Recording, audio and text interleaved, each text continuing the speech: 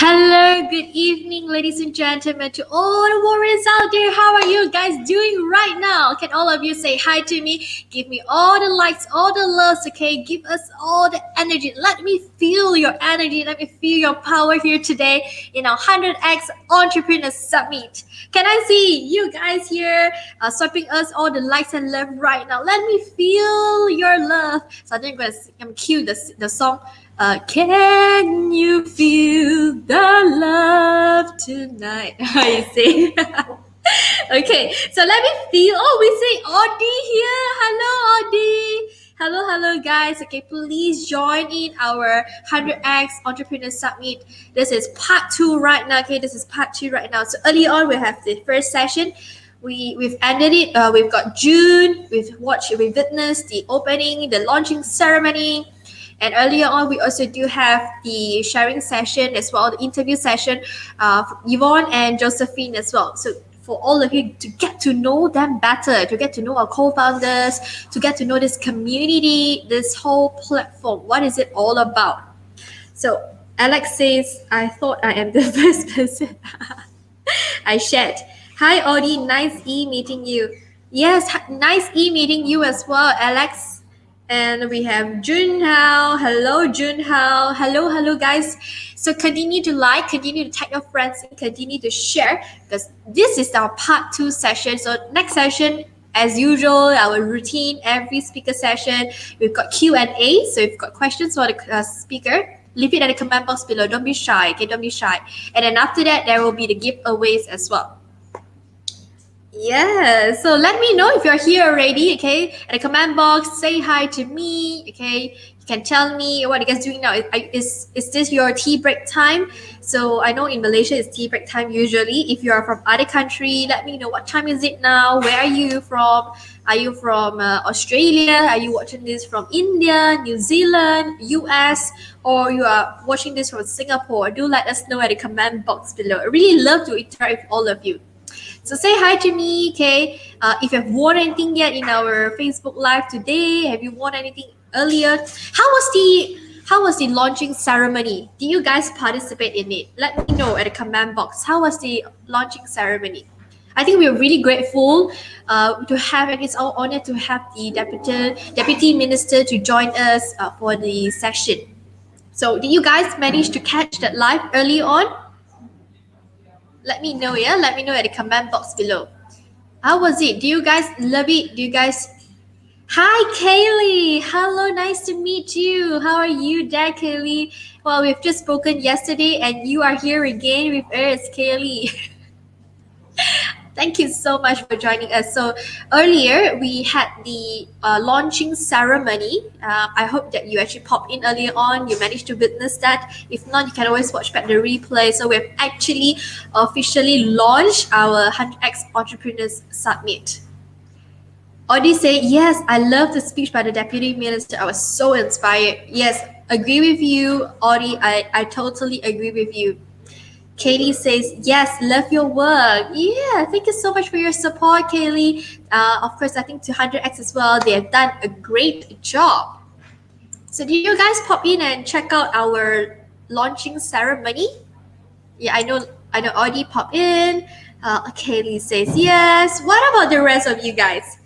Tell us at the comment box below. Did you manage to watch the launching ceremony? Did you get to hear from Alfred, our founder, and you get to hear from Yang Berhormat? You guys get to hear from our Deputy Minister, okay, then from the Ministry of Entrepreneurs Development and Cooperatives, the MEDAC.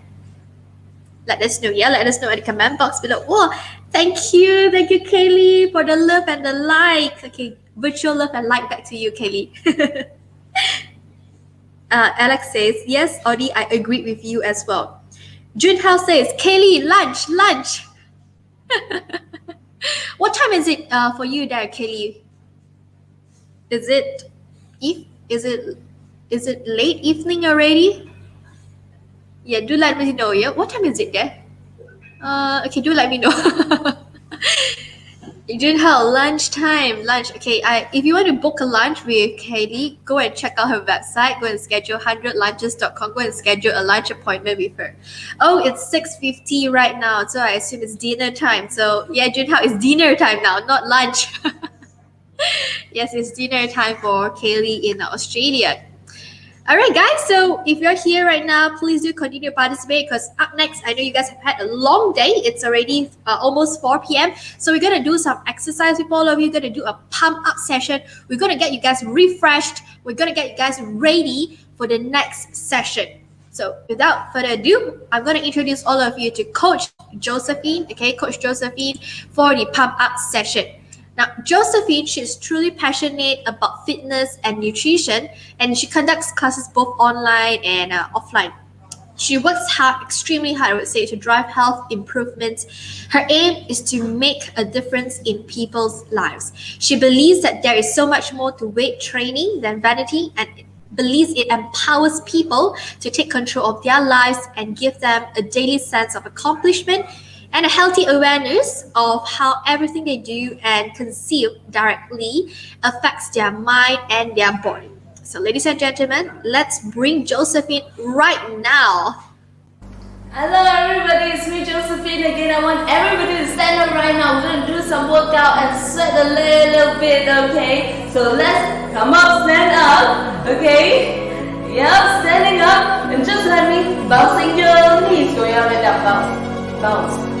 Bounce and then bounce. Good. Now okay, clap your hand. Clap your hand. Clap.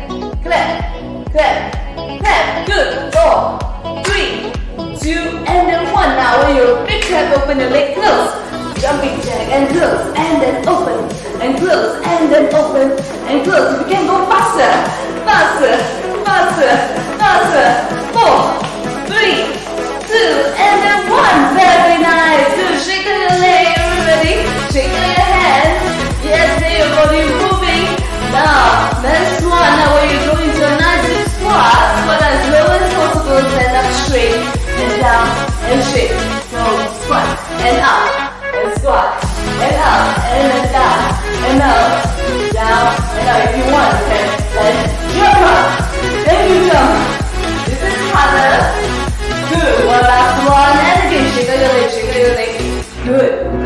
next one here. I want you to take a big step to the side, come back to the center. And then take a big step to the side, come back to the center. Let's go fast to the right and center. Step to the side and come back. Side and come back. Now we can add in the hand also. Push your hand to the side, come back. Push to the side, come back in front of your chest. Push and in. Push out and in. Push and in. Push and in. 2 more times. Good. One last one. Very nice. Now can we push to the front and close. Push forward and close. Push and return. Step forward. One leg in front. Step back. One leg in front. Step back. 2 more times. One last one. And then relax. Come back to center. Take a deep breath.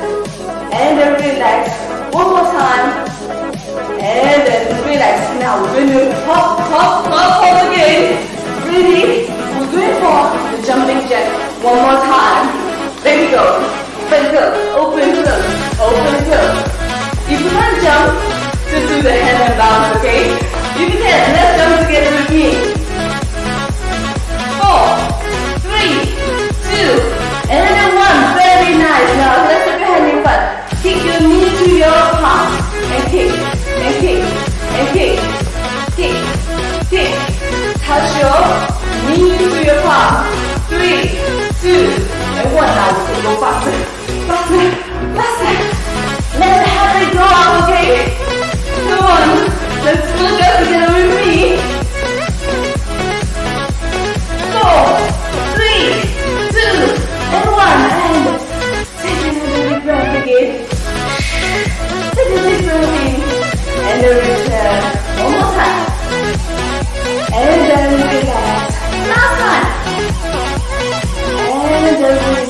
And then shake your leg. And then that's it for this session of the power session.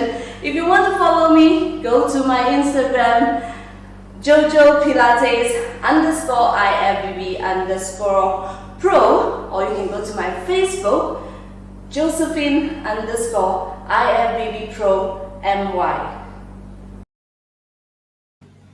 Thank you, Joe. Let's shake your hand. Shake your hands a little. Shake your head. It was a really great session with Joe here. So go and follow her.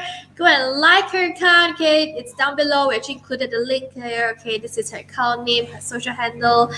It's Josephine Jojo Pilates _IFBB _pro, and Facebook is Josephine _IFBB Pro MY. Go check her out, guys. Go check her out. C-Town says, great exercise, Joe. Yes, it's a great exercise with Joe here today. In fact, every single day we have Joe, and of course later in the evening we also do have another one. Okay, another session again. So guys, make sure you all join in for the exercise. Just move a little, okay? Because I know long hours in front of the camera, in front of your phone, in front of your laptop, it's gonna be really tiring, exhausting for your eyes, especially if you're sitting down all day for our sedentary lifestyle. It's really bad it's really bad. So move a little, get up and move a little with our pop-up session. Alex says, woohoo, I enjoy Joe's session. Yes, I love her session. Audie says, great exercise, Joe. I move around after the whole day. Can literally stay here every day. Wow, thank you, Alex. Kaylee says, we're in Melbourne, Australia. Yes, I miss Melbourne. I really wish I can go back there again. Okay, I hope that the pandemic can get better so that we can all travel again very soon. So are you guys ready? We are going to bring in the next speaker. Oh, one more thing before that. Have you guys taken a selfie with the X sign? Let's bring out the X sign, let them see. So today's selfie check-in is actually the X sign, yeah, the X sign. So take a selfie with X sign. It can be a big one, it can be I don't know how you want to do it. Be as creative as you can. Okay, maybe you have that letter X somewhere around your home, or if you happen to have a T-shirt with the big X sign. Okay, well, do take a photo with the X sign. Upload it into your Facebook or your Instagram account with the hashtag 100xsummit, yeah? Hashtag 100xsummit. And you stand a chance to win a special gift, okay? A special gift. We will announce it tomorrow at our Facebook page. So make sure you check out our Facebook page and see whether are you the lucky winner, okay? All right. So for those of you here, yes, we are all really ready. We are all excited for the next session. Make sure you get your friends in, tag your friends, stay tuned for this session. If you've got any questions, leave it at the comment box and the chat box. Make a lot of noise there, okay, at the chat box. Let us know that you guys are here, you're active here. Because the next session is all about the art of speaking. Okay, so if you want to learn mastering the art of speaking is a critical element of success. So our speaker, John Di Natale, he is a TEDx speaker. He's an entertaining keynote speaker and highly experienced speaker coach. He has spoken at conferences and events in a dozen countries so far and is regularly invited to be an expert guest in the media. He is also the co-author of Secrets of Business Experts Exposed and was president in 2020. So, ladies and gentlemen, let's bring in our speaker, John, with the topic, Mastering the Art of Speaking is a Critical Element of Success. Please join me to welcome John.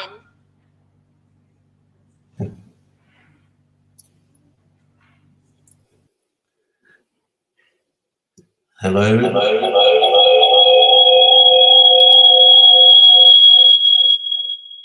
We seem to have some echo. My apologies. All right, I think we're good to go.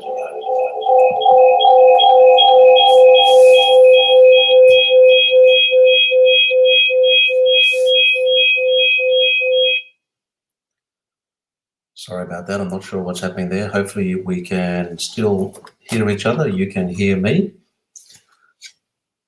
All right. Just give me a thumbs up if you can hear me okay.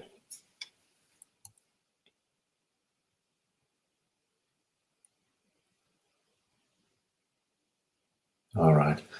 Well, welcome everybody. Thank you, first of all, Vivian, for that wonderful introduction. It's much appreciated.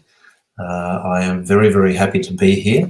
I know this has been a fantastic event so far, and I'm very excited to be one of the speakers who's here with you to share some really practical tips on how to improve your public speaking. Now, I know, for example, many of you will be saying to yourself, well, I'm not a public speaker. I don't want to become a public speaker. Why would anybody want to become a public speaker? It's one of the things that people are scared of. People are afraid to speak and stand up and speak. This is not just for people who want to be professional public speakers, because some people like me make a living speaking on stage and speaking at events, but not everyone does that. Not everyone wants to do that. However, what I would say to you is that each and every one of you is in fact a public speaker, and I'll talk more about that a little bit further as we go through. So first of all, I'd like to congratulate you for being here. This is something that you do as part of your personal development, and I think it's fabulous that you are here and that you are engaging in this event and listening to all the wonderful speakers and continuing to develop your skills, your expertise, working on your mindset and working on all the things that will help you be more successful in whatever career it is that you have chosen. So congratulations. What I do with my clients in the Amplify Speaking Academy is work with you to do three things. Amplify your confidence, and we'll talk about confidence, particularly in relation to speaking throughout this evening. We want to amplify your skills. That's really important, because as we build our skills, we build our confidence. As we build our confidence, we continue to build skills. So those two things actually work together. And of course, we want to amplify your success no matter what business it is that you happen to be in, or no matter what career you happen to be in. I love that some people are saying they love public speaking. So do I. I love public speaking as well. So Sharon, I'm glad to hear that. We are one of the few, right? There are very few people. So a lot of people fear public speaking. I want to talk about why people fear public speaking and why you should not fear public speaking, and how important it is for you to develop that skill. All right, so let me tell you a little bit about me, if I may. I have been in this business of speaking for many, many years, about 3 decades, in fact, and I've done all sorts of speaking over that time. So as you can see from the photos there, I was very privileged last year to do a TEDx presentation here in Melbourne, and I'll talk a little bit about that tonight. Just there's a couple of questions I want to ask you that featured in my TED Talk. that are important in terms of you developing your persona as a speaker. So I'll talk about that a little bit. I've done conferences and events all over the world in many, many countries, probably a dozen or more countries. I've been on radio, I've worked on television. There's a photo there, middle left hand of that pile of images, which is me a long, long time ago when I first started my speaking career, looking very young, and I had more hair there as well. So, so as you can see, many, many things in this space. And so I'm very happy to be here to share with you some of the things that I've learnt on that journey of experience over a couple of decades. All right, so please feel free to drop your comments. I can keep an eye on the comments in the chat. So more than happy for you to ask any questions that you'd like to ask, make any comments you'd like to make. I'll interact as much as I possibly can with those comments, and I'm happy to go a little bit off the path of my presentation to answer your questions and to make this as valuable for you as I possibly can. All right, let's move on. So here's what I'm planning to cover in the next 90 minutes or so. The first thing is I want to talk to you about why you are already a public speaker, because each and every one of us is in fact a public speaker. And I'll talk about that a little bit more as we go. Obviously, we want to look at how to improve your speaking, your communication, and your persuasion skills, because I literally believe that by doing that, you will change your life. And I'll talk to you about how that might happen and what the areas are that we can actually use these skills into to improve our life. I want to talk about the barriers to public speaking and how we can overcome them. Many people have fears and barriers around speaking, around being heard, and I'd like to talk a little bit about those and make sure that we don't let those stop us from getting our voice out to the world and saying all the things that we should say that will have an impact and have a positive effect and effectively change the world. I want to talk to you about the fundamentals of communication, and also in particular, not just communication, not just speaking, but also the fundamentals of persuasion, because when we speak, we are trying to persuade in some way. So we usually have a point to make, or we're looking to persuade somebody to a particular point of view. So I want to talk to you about that aspect of speaking from a persuasion perspective and how you then actually become more persuasive as a speaker. And I want to finish off with some tips. I've got 7 steps or 7 things that will help you to amplify your speaking performance. All right, so hopefully that sounds like a good plan for you. If you're happy with that, give me a thumbs up or something in the comments so I know that you're still there. And of course, as I mentioned earlier, I'm very happy to answer your questions as we go as well. All right. So before we do much else, I'd like to just start with this. The first thing is that we get one shot in life. And really, if we want to make an impact, if we want to do something exciting, if we want to do something valuable with our life, we're going to have to bring other people on board, okay? We're going to have to bring other people on board to our point of view. We're going to have to persuade people that what we have to say is worth listening to. Perhaps we want them to take action of some sort, so we want to persuade them to take action. And that happens in so many levels in life, not just, I'm not just talking about big stage speaking, not just talking about being at an event where you're on a big stage and you might have 1,000 people in the audience. That's not what this segment is about. This is about every time that you speak, maximizing the opportunity for you to communicate well, for you to be more persuasive, for you to be more effective, and for you to have an effect or an impact that you want to have. I believe that if you become a better speaker, you can literally change your life. You can double or triple your income. I know that's a big claim, but I'm sure it's true. It makes a big difference. So this is not about just being okay, getting through. This is about becoming better at getting your point across and living the life that you want to live as a result. And people don't give up on their dreams because they're lazy or because they don't have the skills. We want to make this inspiring. So if you have something inspiring to share, I would love to hear about it, and I'd love to see you develop your speaking skills and take your message to the world, because ultimately every single one of us has a message to share. Every single one of us has a story to share. You have a unique set of life experiences that nobody else in the world has. You are unique. That means there's just one person, just you, who has experienced your life as it has unfolded to this point. And along the way, whether you are 25 or 55 or 65, whether that, it doesn't matter. You have your life experience to this point, and you have valuable things that you have learnt along the way that you could share with other people, that other people could benefit from in terms of your experience. So things that you've learnt you could share, and people get the benefit of not having to make those mistakes the way you have. That's the value of speaking. That's the value of being out there and sharing your message with the world. So I want to ask you a question, and I would love to get your responses. Sharon said she hasn't gone public yet. Okay. Well, you know, if you're speaking in your living room, that's still speaking. If you've spoken to one person before, that's kind of public. But maybe we can take it to another level of public as a result. And hopefully tonight I can give you and everybody else on this session some skills that will help you go there and be more confident. So I know there's a little bit of a delay in terms of the questions, but I'd like to ask you these couple of questions. Why do you want to improve your speaking skills? Why is that important to you? So what is it that actually motivated you to be here this evening? Alfred only started this morning. Nice work. At least you made a start. Good job. Why do you want to improve your speaking skills? What is it that you believe being a better speaker will give you in terms of your career, in terms of your business, in terms of your life? I'd love to get some ideas around that. And here's the other thing that I would like to ask you. If you had just one opportunity to speak in front of your ideal audience, what would you like to talk about? So if I said to you, I could put you on a stage or in a studio, and I could broadcast your message out to all the people in the world that you want to talk to, your ideal audience, exactly the right type of people that you want to talk to, what would you choose to talk about? What's important enough to you? I'm being distracted by Kaylee Chu, who said that she just wants to use her husband to do what she wants.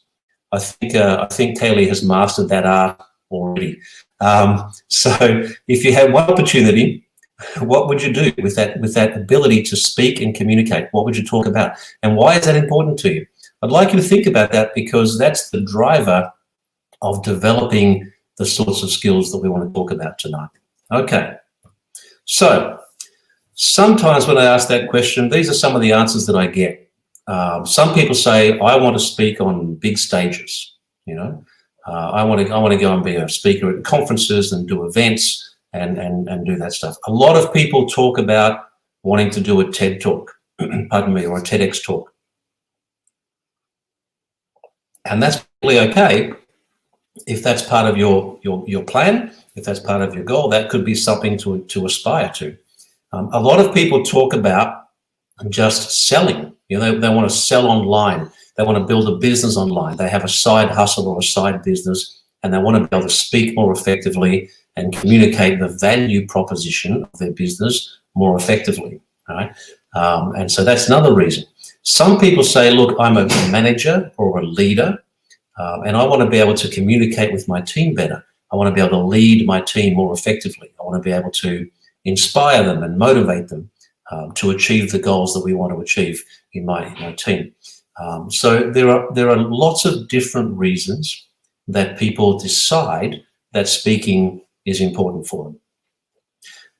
Your reason is your reason, and it doesn't matter much what your reason is, because the things that I'll talk about tonight will help you regardless of what your objective is as a speaker. Okay, awesome. So I can see a couple of TEDx people in there who are aspiring to do TED Talks. I had the fortune last year of doing a TEDx presentation here in Melbourne on the same day as Kaylee, in fact, who some of you may have seen her in one of these segments yesterday. And Kaylee and I did our TED Talks on the same day. And it's a very, very rewarding opportunity, very rewarding experience. And something that even as a speaker who's been speaking professionally for many years, it's up there in terms of the experiences that you'll have as a speaker. So if that's on your goal list, I encourage you to go for it, because it's something that's very, very worthwhile, and it's a lot of fun as well. All right. So thank you for sharing those ideas. So I mentioned before that you are already a speaker, and I say that because everybody has to communicate. So whether you are a professional speaker or not, you are definitely a speaker. You definitely have to communicate, and you definitely have to persuade. So if you're in a career, whether that be working for a large organization or in small business or whatever it is that you're doing, and you have to attend meetings, for instance, where there's discussion about strategy and what we're doing with the business and what the sales team is doing and what we should do with this client and what have you. If you're in a career that requires you to attend meetings and make a contribution, you are a speaker. If you have a role that involves selling, you are definitely a speaker. So selling is just speaking with an objective, okay? So when you're selling something, you have an objective in terms of the services you want to provide to that client, or the products you want to provide to that client, the changes you can make for them, the benefits that you can provide for them. So you have an objective to be of value, and your conversation is all about having the client or prospect see that what you have is of value. That's speaking, and that's being persuasive, and that's also, really effectively public speaking. If you manage other people in your work, if you have a team, whether that team is one person, you could just have an assistant or someone who works with you. You might have a business partner that you work with, and you are speaking to that person on a regular basis, you're discussing ideas, then you are effectively a speaker. If you run your own business, you are definitely a public speaker, okay? One of the things that's happened in particular in the last 5 years perhaps, more than ever before, is that the personal brand of business owners has come to the fore, has become much more significant than it was 10 or 20 years ago. So if you run your own business, whether that be your main occupation, the thing that you do, or whether it's a side business or a side hustle that you have, then your ability to capture the essence of what it is that you provide, the value that you provide, your ability to engage an audience in conversation about that, your ability to persuade them to work with you or buy from you or use your services, whatever the case may be, that's definitely public speaking. And if you have a side hustle, it's exactly the same. If you are a parent, you are definitely a public speaker. Most speeches when you're a parent start with, "This is the last time I'm going to tell you," but you still give presentations, you still give speeches, and you're teaching your children all the way through. If you have a boyfriend or a girlfriend or a partner or a husband or a wife, you are definitely a public speaker, and you are definitely someone who is persuading another person to do something. So all of the things that we'll talk about tonight are relevant in every one of these circumstances. I want to emphasize that because sometimes when people see public speaking, they just think about speaking on stage, and it's so much more than that. It's so much more related to business. It's so much more related to life.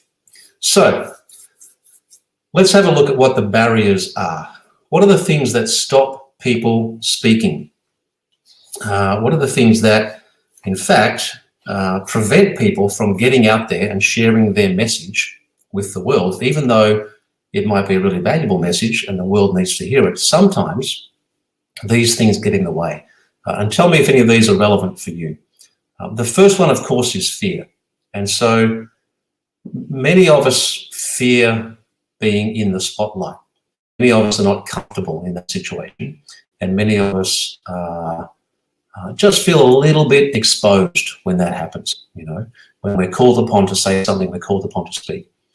I should tell you that when I first started speaking, I was not a confident kid. So I started professionally in my early 20s. And people say, "Oh, you must have always been like a confident speaker. You must have always had the gift of the gab," as people sometimes refer to, that gift of being able to speak easily and freely. And nothing could be further from the truth. My childhood was not one that taught me to be a speaker at all. I grew up on a rural farming community, farming property, and public speaking was not even anywhere on the agenda. But I had this secret desire to work in radio. I wanted to be a radio announcer. And so I would listen to my radio stars, and I would imagine what it would be like to speak like they did, to work like they did, to do the things that they did on the radio. So that was my dream. That was the thing that inspired me to start getting involved in speaking. And many years later, I got into radio, as it turned out, and I can tell you a little bit, just to digress for a moment, if I tell you that story a little bit. So when I decided to work in radio and become a speaker effectively, everybody said to me at the time, well, that's impossible. You can't just go and get a job on the radio. You know, those people are born to do that sort of job. You know, they're naturally talented. I thought, wow, is that true? I wonder if that's the case. What I discovered was there are things called radio schools, and you can actually go to a radio school and learn how to become a radio announcer. You can learn how to operate a studio. You can learn how to voice commercials. You can learn how to host a show. And so I realized that people are not born for this necessarily. This is a skill. And speaking is a learned skill. So speaking well is something that you can learn. Even as children, we learn to speak, but to take it to another level is a learned skill. It's not about being naturally talented necessarily. It's really about going through the process of learning and refining and honing that skill so that you can become a better speaker. And so I worked through radio school, and I eventually got myself a job in radio and proved to myself, first and foremost, that you don't have to be born for it. You can actually learn. Okay, and this is a learned skill. Okay, and speaking is exactly that. It's a skill that you can learn to help you improve your life. So the first thing is fear. And what causes fear? Fear of judgment, perhaps. Fear of making a fool of yourself. Fear of forgetting what to say. Fear of not having the words, not finding the right words to say. Fear that an audience will respond badly to you. So there are lots of things that play on our mind in terms of fear when we're asked to speak or we have an opportunity to speak that makes us go, well, maybe I won't. I'll just pull back from that opportunity and I won't actually go and take that chance and go and get my message across. That has a really negative effect on so many aspects of your business, on so many aspects of life. You know, so many opportunities disappear because you're not prepared to step up and have that conversation with an audience. The second thing that gets in the way is belief, and more importantly, our beliefs about ourselves and what we have to say as a speaker. So I work with many speakers, some beginners, people just starting out on their speaking career, and some very seasoned professional speakers. And what's interesting is that all of those people have the same fears and the same doubts. Even people who've been doing this for many years still have days when they question, why would an audience want to listen to me? Why is what I have to say important? Is it important? Does it even matter what I say? And so whether you're a beginner or you're an experienced speaker, these beliefs and these doubts will still creep in. And the belief that you may not have something valuable to say is one of the things that will stop you moving forward. The question is, well, why would an audience want to listen to me? Why would they listen? Well, as I mentioned before, it's because you have a unique perspective, and what you bring to an audience, nobody else can bring. That's why they want to listen. And because you've learned lessons along the way that they can get value from. The third thing is content. So whenever I say to people, okay, I'm going to invite you to get up and speak about something, the first question that usually goes into their head is, well, what will I say? Right? What will I say? That's the first question. What's the content? What are the words? There are actually more important questions to think about than what will I say when you first have an opportunity to speak. For example, if I said to you, here's an audience and you can get up and speak to them, rather than ask yourself, well, what will I say? The first question is why? Why am I speaking? Do I want to persuade this audience to do something? Do I have something of value to share with them? Can I change their view on something? Can I help them overcome a hurdle or a challenge that they have? Can I help them be more successful, or can I help them to achieve something? So the first question is really why? Why am I speaking? What's the outcome? What's the outcome I want to create as a speaker for this audience? If you don't have a good answer to that question, then perhaps you shouldn't speak at all, right?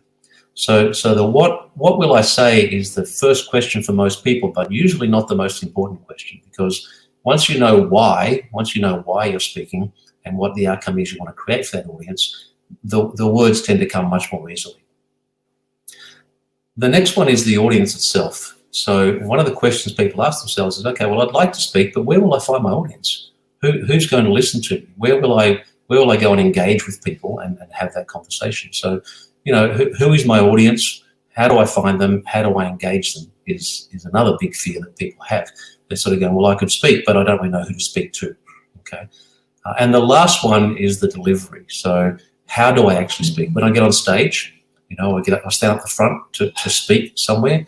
How do I deliver it? Should I be serious? Should I start with a joke?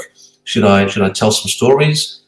Should I get the audience involved? Should I not get the audience involved? Should I do a song and dance? All of these questions about how do I best deliver my message is the other thing that stops people from moving forward in terms of getting up there and speaking. So if you can relate to any of those, please let me know if any of those make sense to you, or if you have experience with any of those fears, or if you've overcome those fears. I'd love to hear about that too. So drop me a comment, and I'll keep an eye on those, and we'll see if we can have a bit of a chat about some of these fears. So the goal is to overcome these fears. So how do we do that? Well, let's talk about fear itself. The first thing is that most of us worry about what the audience will think about us. And that's perfectly normal, okay? We all have the same human emotions. We want to be accepted. We want to be loved. We want to be able to be of value. And so we are scared that perhaps the audience won't accept us in that way. One of the early lessons that I learned about speaking is that speaking is much less about you as the speaker than it is about the audience. So really what's important is not you, speaker, it's what you can give to the audience. And so if you think about it from that perspective, and if you think about the fact that most audiences want you to be good as a speaker. So anybody who comes along to an event to hear you speak, whatever that event may be, or a meeting or whatever, they don't want you to be bad. They want you to be good. And so the audience is actually on your side. So we can kind of tick that one off and go, okay, it's not about me, it's about the audience. Let me give the best that I possibly can and not be afraid to do that. I've already touched on the belief component. Why would people listen to me? Well, it's because you have that unique experience to bring to the table. The content is really interesting. With content, each of us has to pick an area, if you like, for a particular discussion, for a particular presentation. And usually it's an area that we know well, okay? So you probably know a lot more about your subject matter than you give yourself credit for, okay? And usually we're much more doubtful of our own content than other people are. Where do you find an audience? Well, we could spend a whole session on that around the opportunities we have with online and with media, the opportunities that the last year has brought us. I mean, 2020 literally transformed the speaking industry, the professional speaking industry worldwide, because up until the beginning of 2020, all of us as speakers were traveling, we were doing events, we were doing conferences, and come March 2020 here in Australia, it just stopped, okay? There were no more events, there were no more conferences to go to, not even meetings. So most of us, got locked in our homes for a long time, and we had to rethink the way that we communicate, the way that we find our audience. So online became much, much stronger. It came to the front because it had to. Our ability to condense messages down and make sure that we made them, easy to digest for audiences online became really important. Finding new ways to deliver information became the key. So that became super important. Delivery, well, that's a skill, okay? We learn the skill of presenting. We learn about body language. We learn about stagecraft. We can learn about voice and tone and intonation and pace and all those things that make up delivery, and we'll touch on them briefly tonight. But there's a lot of learning to be had around how you best deliver your message to an audience, and what that means in terms of your voice, in terms of the words that you use, in terms of the body language, your physicality, and all of those things that you bring to the table for your audience. Okay, cool. Let's move on. All right, now many of you have seen this, I would guess, before. And this is something that's been around a long time. It was a Professor Morabian who put this together, and it talks about the elements of communication. I'm sure you've seen this. People use this a lot. And the reason I want to bring it to your attention tonight is not just to reiterate the facts as they are here, but it's to get you to think about this a little differently, because I believe most people misinterpret this little diagram here. So what Dr. Moravian basically said was this: in communicating your message to an audience, whether that audience is one person or 1,000 doesn't make much difference. There are three key components to your message. One is the words, okay, the spoken word itself. And he said that accounts for 7% of the communication value of your message, which seems quite low, right? I mean, 7% is not much. So a lot of people spend, as I said before, when it comes to content, a lot of people spend a lot of time on the words. And if you looked at this, you go, well, maybe I don't need to spend as much time on the words. Maybe the words don't matter that much. 38% of the message he attributed to your voice and the tone in which you say something, okay? And 55% he attributed to body language. Now, let's have a think about this. Does it seem right to you that the words that you say would only account for 7% of your message? Because if that's the case, why would we pay too much attention to words at all? Right? Surely we'd spend most of our time working on voice and working on body language. But here's what most people don't understand about this little diagram here. And that is that these things really come into play when you do not have congruence. I don't know if you know what congruence means, but congruence just means that basically everything is aligned. So when your words are aligned with your tone, are aligned with your body language, then the message hits home, okay? However, sometimes the words and the tone don't match up, okay? So let me give you an example. If you have a partner of some kind, right, or like a life partner, wife, husband, girlfriend, boyfriend, whatever that may be, and sometimes your partner might look a little upset with you, and you say, hey, are you okay? Are you everything good? And if your partner says, yes, I'm perfectly fine, thank you. Now, if you just listen to the words, you'd go, oh, okay, cool. Well, then what's for dinner, right? And you'd probably get a saucepan thrown at your head if you do that, because it's not the words that really made that message. It was the tone, okay? So in that situation, the words and the tone didn't match up. And as a result, we put more emphasis on the tone, okay? And it's exactly the same for body language. So if you think about a situation where, for example, you say to somebody, hey, do you have a problem with me? Like, is something wrong? Do you have a problem? And they say, no, I don't have any problem with you. No problem whatsoever. And so they don't make eye contact with you. They look away, their head's down. Okay, so the body language is not aligned or not congruent with the words, okay? And again, you're going to place in that situation much, much more weight on the body language than you will on the words. And so what shows us is where we tend to put our focus if things are not quite lined up, okay? If your words and your voice and your tone and your body language all line up, then of course the words become really important. So the words that you choose to say become the key part of your message, okay? But if it breaks down, this is what you have to understand that people will assess when you are speaking to them. And if you want to be effective, our goal is to make sure that these three things line up, okay? All right.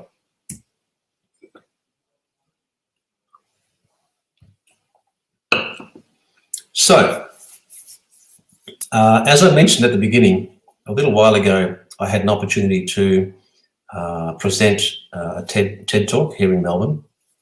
And I chose to talk about expectations. And I chose to talk about understanding who we really are, you know. So, I don't know if you've asked yourself this question, but who are you really?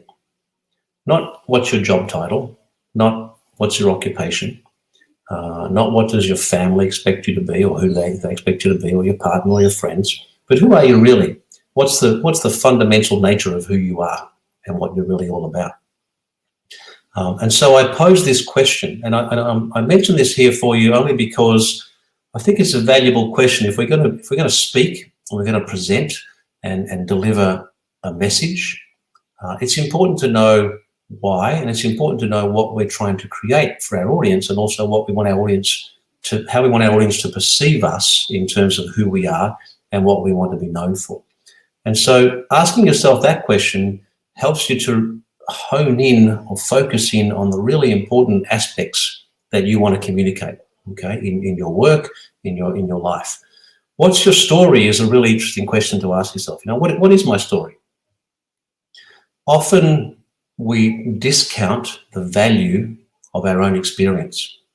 So many people I talk to say, well, you know, look, I've just lived a kind of ordinary life. I'm just doing some things. I've got a family. I've got this, I've got that. I'm doing work. I travel a little bit or whatever. So most people discount their experience through life. What I find happens is when you start to dig a little bit, when you start to scratch below that surface, you start to find that many people have a really interesting story to tell. They've been through some interesting situations. They might have traveled. Their family might have migrated from another country, and there's a story around that. They may have had, you know, certain relationship experiences, and there's a story around that. Work experiences, there's a story around that. Childhood, etc., etc. You know, so everybody has a story to tell. So what's yours? What's your story, and what value could that possibly bring to an audience? And then what we do is we use those things. We use that identity of who you are and what you want to be known for. And we use your story to craft a speaking topic or a speaking area that you can then go and share with other people, okay, with your audience. This, I find, gives you a much more authentic persona as a speaker. So rather than go, I'm going to be a speaker on, you know, this topic, which is fine, but if that topic is closely tied to who you are and what you want to be known for, and that topic is closely tied to your story and your experience, it would make sense, I think, that you would be much more persuasive, you would be much more impactful as a speaker. So aligning these things is a really good way to start getting your positioning as a speaker. And you know what, and again, I want to remind you, because this is important, not just a professional speaker, but any time that you are using your speaking skills to influence, persuade, communicate, motivate, inspire, whatever that happens to be, this is relevant. Okay, so this idea of who am I and what's my story comes into play. Okay, thank you for the comments. Really appreciate those. Arthur says everybody has a story to tell. What's yours? Absolutely, I couldn't agree more. Everybody does have a story to tell. And I would add, just to emphasize that point, that your story is probably more valuable than you realize. The experiences that you've gained from your story, okay, your journey through life, are probably more valuable than you realize. And those things can actually be packaged up and presented to people in a way that gives them value. And that's how you build your credibility. It's how you build your influence. It's how you build a career as a speaker, if that's what you want to do. Okay. Awesome. Thank you for the comments. Appreciate that very much. Okay, let's move on. I want to talk to you about a few other areas, if we can. Just before we get to this, I want to talk about being persuasive. So one of the reasons we speak is to persuade other people to do something, to take some kind of action. So how do you become persuasive? Do you know people who are more persuasive than other people? Are there people who can always convince you to do something their way as opposed to your way? I'm sure you've met people like this. I'm sure you've seen people who somehow manage to get what they want all the time. They manage to persuade people to act in certain ways, to behave in certain ways, to make certain decisions. So what is it that actually allows us to be more persuasive? Let's talk about a couple of areas. The first thing that we need to create if we want to be persuasive is that we need to find some kind of connection. Some of you would have heard the term rapport in the past. So rapport simply means that you find a connection with somebody and you find a way to build commonality, okay? So generally, if you want to persuade somebody to a particular point of view, the starting point is to find some common ground. It's to say, I understand that you're here on this subject and I'm here, but we share this common ground in the middle. And what that does is creates a connection so that that person then feels a little more connected to you, and you probably have more of a possibility of getting your message across in that way. So how do you build rapport? One of the ways is exactly that. It's commonality. It's common ground. So if you go, oh, I went to university at this university, and someone says, oh, so did I. There's already common ground. So you already have a common area, a common topic to talk about, and you start to build rapport with that person. If you say, I work in this industry, oh, so do I. That's interesting. Let's talk about that. That's another way to build rapport. If you say, this is my experience, this is my background, and someone else has a similar thing, again, same situation. So we're looking for common ground. We're looking for ways to make a connection with people. With an audience, there are a couple of ways that you can do this. So one is to, obviously, if you have 100 people in front of you, it's pretty difficult to have that conversation about building rapport, but you can tell a story that shows that you can relate to the general experience of that audience. So if you have an audience of salespeople, for instance, you might at some point during your presentation tell a story about your experience as a salesperson, perhaps when you were starting out, and something that was difficult for you and something that you overcame. And so that it shows that you understand the challenges that your audience has, and it shows that you've found solutions to those challenges, and therefore that makes you more relatable to them, as opposed to just coming in and going, well, I'll give you 3 things you can do to be a better salesperson. 1, 2, 3, bang, bang, bang. They're not going to listen to that as much as they will if they've already found some common connection with you, and it feels like that you have a similar experience to them, and you may therefore have something to share. Okay, so that's the rapport piece. And then there are methodologies around how to be more persuasive. So one of the things that you can do is offer new information. So if you want to persuade someone to a particular point of view, you can offer new information. You can say, well, I understand your point, but did you know that this has changed in the last 3 months, and that's changed, and this is different, and that's new, and that's different. And they go, oh, okay, I didn't realize that. So already that new information has started to change the way they think about a particular situation or a particular solution, okay? You might use an inductive approach, or you might use what's called a deductive approach, the 2 ways of presenting an argument. So let me use this example. If a teenager asks their parent for the keys to the car, okay? So the teenager goes up to the dad and says, hey, Dad, can I have the car keys? What's the answer you think they're going to get more than likely? No. Why do you need the car? All right. But Dad, I want the car keys because I'm going to be more responsible, and I'm going to, take on more responsibility. No. You're not getting the car keys. So that might not work in that situation. What if we flip those 2 things around? So instead of inductive, give me the car keys, here's a reason, we go deductive.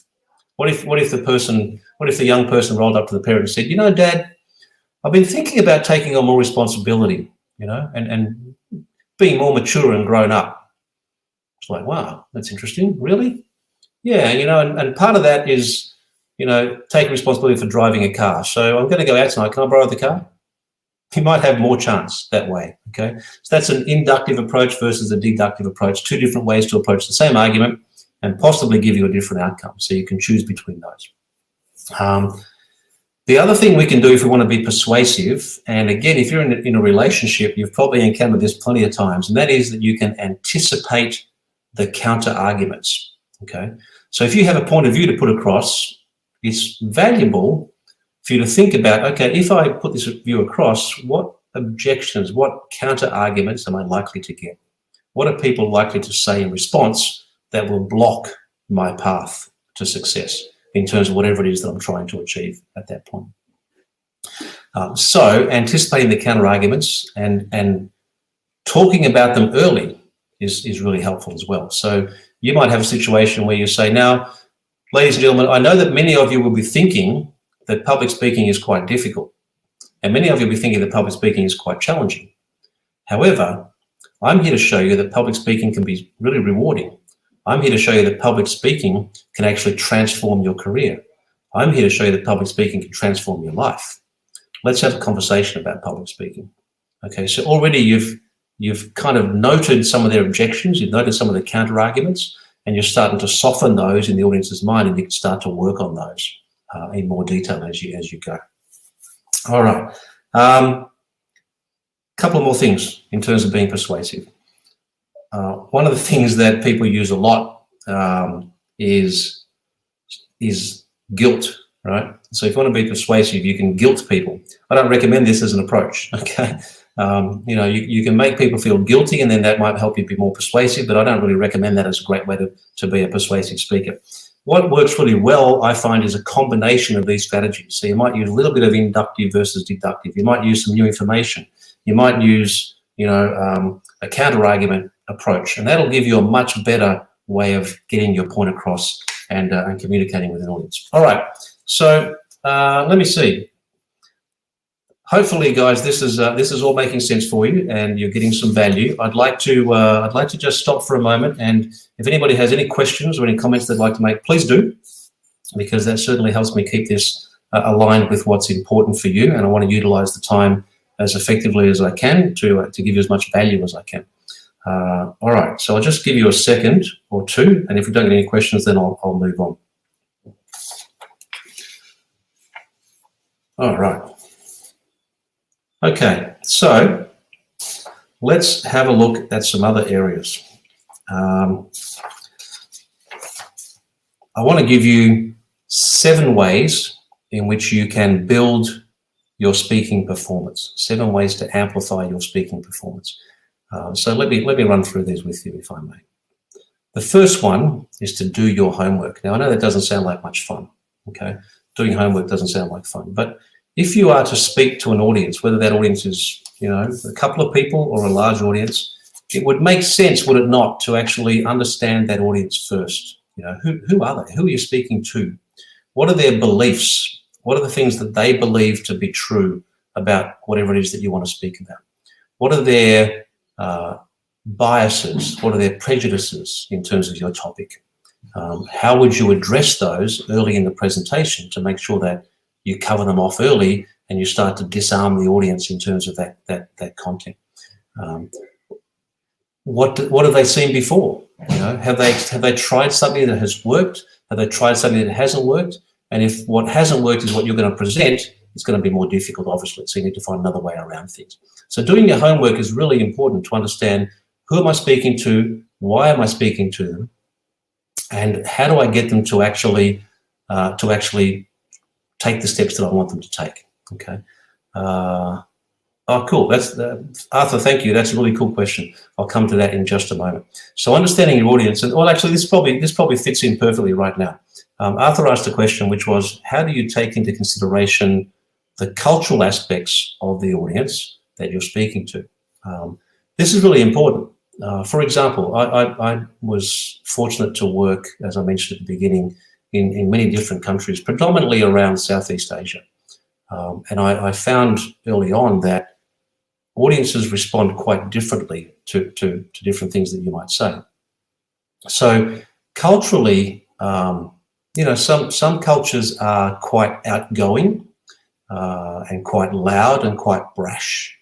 And maybe I shouldn't pick on cultures here, but you know, if you think American tourist, for example, okay, you might see someone who's fairly loud, fairly opinionated, etc. Okay, other cultures are much more reserved, and it's not as accepted, not as culturally accepted to speak up or to voice an opinion.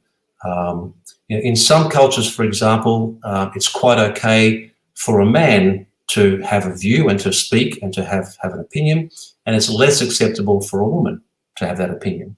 And as a speaker, if you're not sensitive to that and you put people in uncomfortable situations that go against those cultural norms, you're going to get people offside, okay?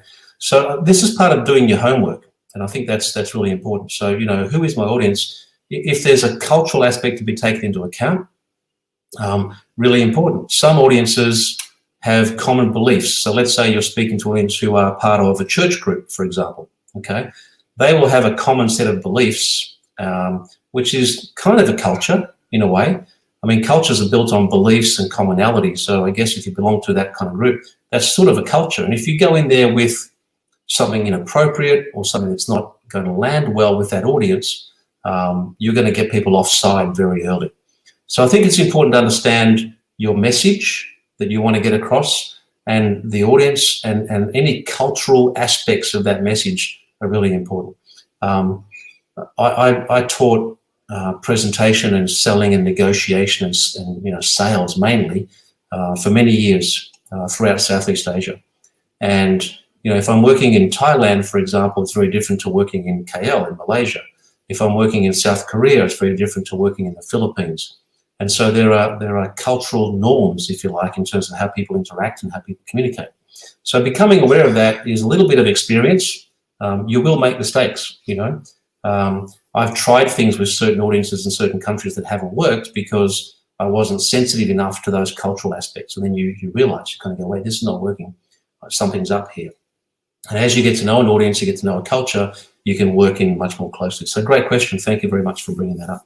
And it is very much part of doing your homework and part of really understanding who your audience is, okay? The second aspect I want to talk about is this one. It's know your outcome, okay? Even before you say your first words, okay, even before you stand up on stage or you sit down in front of a camera like this and you start to say your first words, you need to be clear on the outcome you want to create, okay? What is the outcome that you are looking for your audience? What is the outcome you are looking for the organizer of the event? What is the outcome you're looking for as a speaker? What is the outcome you're looking for as a business person? So all of those outcomes have a role to play, okay? And knowing your outcome early will help you create a structure that actually leads to your outcome. So for example, if one of my goals as a speaker is to have an audience purchase something from me at the end, okay, then I need to be aware of that because I'll need to seed value all the way through. I'll need to present myself as someone who can deliver an outcome for them, who can actually deliver what it is that I want to then have them purchase from me at the end, for example. If I want to persuade people to vote in a certain way, if I'm a politician and I want to persuade people to vote in a particular way, I need to be clear on what it is exactly I want them to do at the end so I can build my arguments to create that outcome. Vivian has a question for me. Thanks, Vivian. How do you discover a person's mental strategy? How do you discover a person's mental strategy? I'm not sure exactly what you mean by that, but please feel free to put another comment in to clarify it a little bit for me, but I'll try to answer this for you.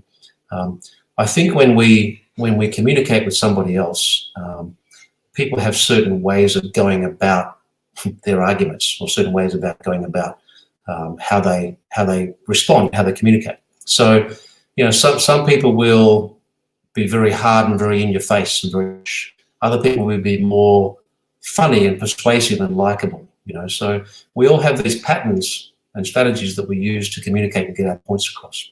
And so I think the way you discover that is by being really observant, okay? If we go back to that words, tone, body language, you can use that to discover how someone is thinking. You know?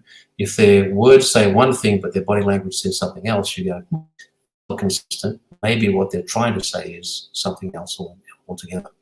So Vivian, I'm not sure if that answers your question, but hopefully it goes some way towards that. I'm happy for you to clarify, and I'm happy to have another go if that hasn't answered it for you. Okay. All right. So knowing your outcome is really, really important. Okay. Understanding what it is you want to create before you step up on stage.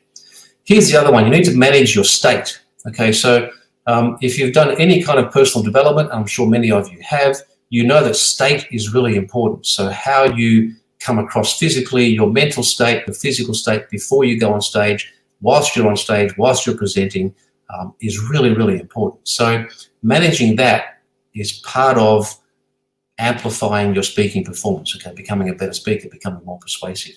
If you are high energy, then, and that suits your message, then that's going to give you more impact. If your physiology doesn't play a role, then you're going to lose an element of your communication. So for example, if you're on stage and you stood the whole time like this and you kind of went, well, you know, what I was thinking was you should do this and you should do that, and there's no physical presentation, there's no physical kind of communication whatsoever, you're going to lose part of your communication, you'll lose part of your message, and therefore lose part of your outcome. So managing this is another key element to making sure that your message hits, that your message lands home. All right, the next one, build connection, rapport, and trust. Okay, so I talked about rapport earlier and connection. how do you build trust? How do you build trust in a presentation with an audience? One of the ways, as I mentioned before, is to find common ground. It's to find things that you have in common, and it's to find areas that they love that you love, for example. The other way is through credentials. So, for example, if a professor or a medical doctor or a medical specialist steps on stage to talk about, something medical related, okay, then they tend to have more credibility. And as a result of those credentials, qualifications, credentials, etc., they will have more of the audience's trust. If you have experience, if you can say, I've been doing this for many, many years, and this is what I've learned along the way, that tends to build trust. Hey, thanks, Vivian. Meaning to pay more attention, to be clear. Yeah, right. So it's really about, just going back to that question for a moment, it's really about paying attention to all the different aspects of the communication that you're receiving to understand what somebody is really trying to communicate. And that's where these elements come into play. So let's go back to trust. So to build trust is one way.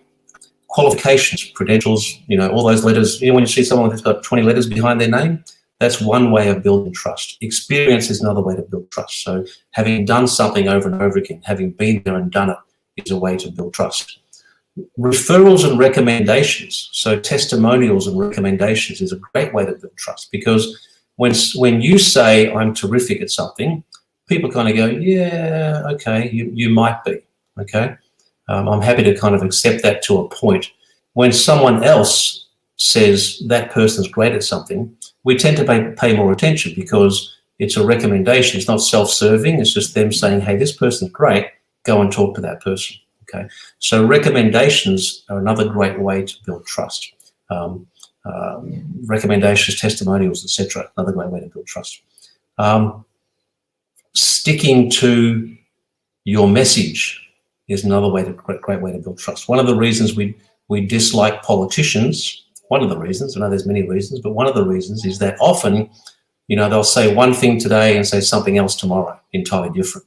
And we go, well, wait a minute, that's not consistent. Yesterday this person was saying this, today they're saying that. It's not consistent, therefore I don't trust that person as much as I would somebody who stays on message and who stays consistent and who always has a very similar view about something. So that's another way to build trust. Be consistent. Okay. All right. Let's talk about engaging your audience. Okay. And let's talk about challenging your audience. One of the things that works really well is to engage your audience in participation. Now, we've had to change the way we speak, the way we present as professionals in the last couple of years, the last year in particular, because we haven't had the opportunity to get face-to-face. So when you're face-to-face with someone and you can make eye contact and you can get a sense of the full message, you can see see them, and you can see exactly how they're carrying themselves and how they're putting their message across, it's easier, right? So in this situation where you don't have that, you've got to try and engage people in different ways. So you might ask questions, you might say things that are going to challenge them. You're going to challenge their views. You're going to challenge their view of the world and give them a different way to think about things. That's how you engage an audience in thinking about your topic and getting your point across. All right, let's move on. Practice and keep improving. So if you want to amplify your speaking, as I said earlier, speaking is a skill, okay? It is a skill. It's not something that you're born with. It's not something that comes naturally to most people. Okay, some people have different levels of talent, so you might be more kind of inclined to being a better speaker or a better communicator perhaps than other people, but that only takes you so far, Talent will only get you so far up the tree. If you want to go right to the top of the tree, you just got to work hard, okay? You've got to keep learning. You've got to keep finding new ways to do things, finding ways to improve things and looking at things differently. So keep practicing, keep improving, and make sure that you are working on this skill all the time, because it will serve well in every aspect of your life, as I mentioned earlier. And have fun. That's the other key. So I have another maybe 10 or 15 minutes or so of content that I'd like to run through with you. However, if there are questions or discussions that you would like to raise, I'm certainly happy for you to do that. and I'm happy to take any guidance from you in terms of the areas of public speaking that are particularly of interest to you and are would be particularly helpful for me to talk about in the next 30 minutes or so that we have left. So please let me know if there's anything, and I'll be very happy to convey that to you. All right. Okay, so I'm just going to pause for a moment and see if anything comes up, and then we'll continue on from there.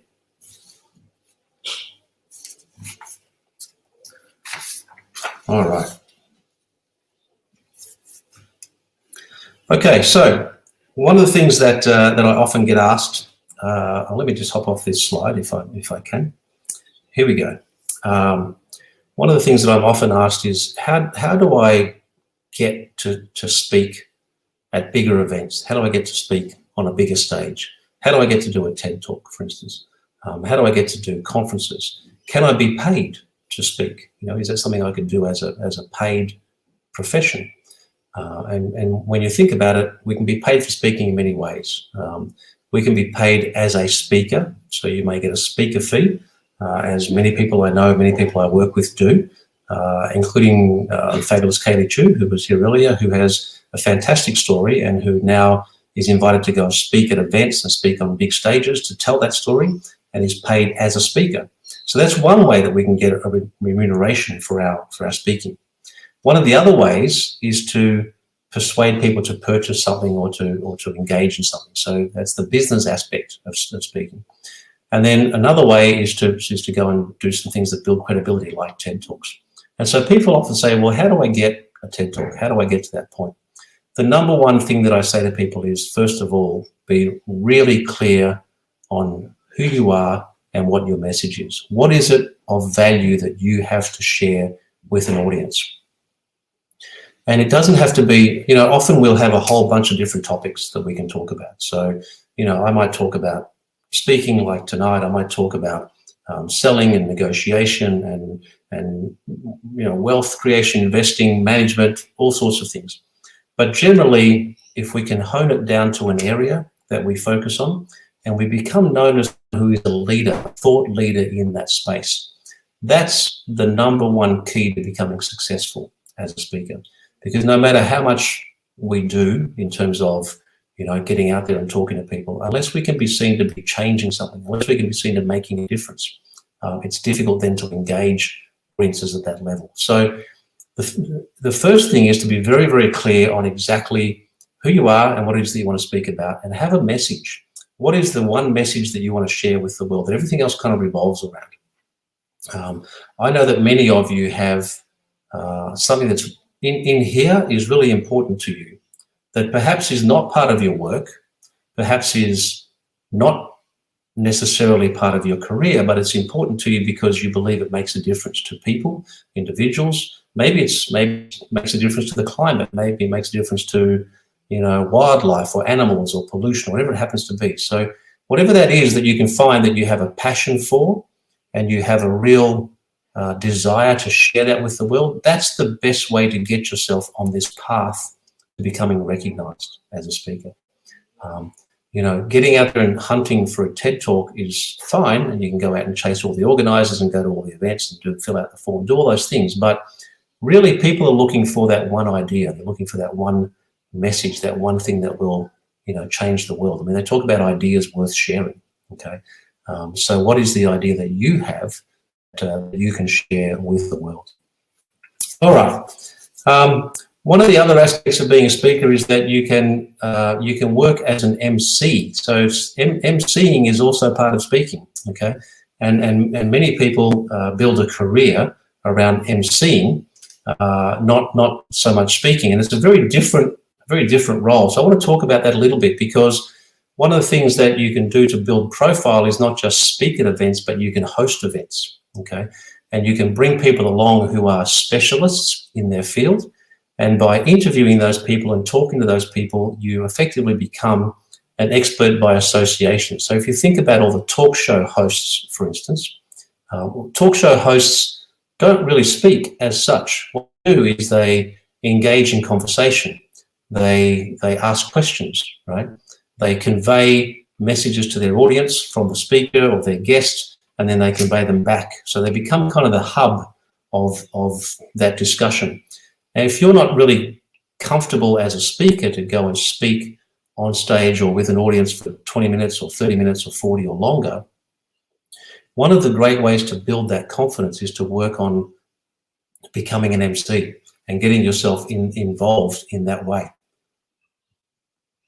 And let me tell you about a couple of the roles of MCing that might help you to sort of engage in this conversation. So as an MC, your role is not so much to provide the content, it's to assimilate the content into the discussion. So when you have a guest, you're asking questions, you're extracting things for the audience, you're getting them to focus on certain parts of their presentation, and you're bringing out all the outcomes. You've probably seen, I'm sure you've seen many books that have been written who have interviewed other people. And so the skill of interviewing and asking questions is a way of building credibility, and it's a way of sort of building your profile. And ultimately then you'll have stories to share from all of those people you've engaged with, and you start to bring that to life. And that's how you build a persona around becoming that central person, that interviewer or that MC or that host. So that's another way that you can really start to build your profile. I also want to give you some tips around the common mistakes that people make as speakers and how to avoid them. So I've got a few of these that I'd like to share with you. So let me run through, if I may. The most common mistake that people make is that they try to share way too much information in a very short period of time.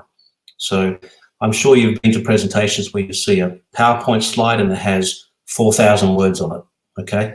And what that does is it actually takes away from the message, right? So when people are looking at the PowerPoint, they don't actually see the message, they don't hear the message, they just simply get lost in all the content. And so having too much information and trying to get too much across in a short period of time is probably mistake number one. The second mistake that people make is that they have poorly designed slides and visual aids, okay? If you're going to use slides, keep them really simple, keep them really clear, make sure that people can read them, don't have half the slide missing off the side of the page, don't have too many graphs. Don't be one of those speakers who puts a slide up and says, well, you probably can't read this, but it says this, okay? If the audience can't see it and they can't read it, they can't absorb it, there's no point having it up there as a visual presentation, okay? If you choose to speak and you do events, one of the things you will have to master is the use of technology, in particular microphones. I don't know if you've ever been to an event where someone is asked to speak and they really have no idea how to use the microphone. So let me tell you a quick story. When I started my speaking career, I started as an MC and I MC'd private functions for many years, in particular weddings. I did lots of weddings. And it was really interesting to watch people with a microphone. So you'd hand the microphone to the guest speaker, for example. It might be, it could be the bride or groom or the best man or somebody like that. And they would use the microphone like this. They'd go, well, I'd like to thank everyone for coming, particularly from over there and my friends from over. And so they'd use the microphone to point at things. And of course, what that meant was that half the time they were speaking, you couldn't hear them. Or there are people who will basically swallow the microphone, okay? They will speak so close, it's like that, okay? So technology and mastering the really simple things that are not actually that easy. So they may be simple, but they're not that easy to get right, is really important. So if you are invited to speak and you have an opportunity to speak, be sure to check first. Be sure to try things out. Be sure to do some research. Be sure to do some practice. Go to the venue. I always get to the venue beforehand, have a look around, make the space my own, feel comfortable in that venue. Check the microphone, do a sound check, find out where the table is, where the chairs are. If those things don't suit you, move them around, okay? As a speaker and as a presenter, you have a lot of license to kind of move things and change things. So you might say, look, I'd really like to move this table over there because that'll help me get my message across, and can we have these chairs over here?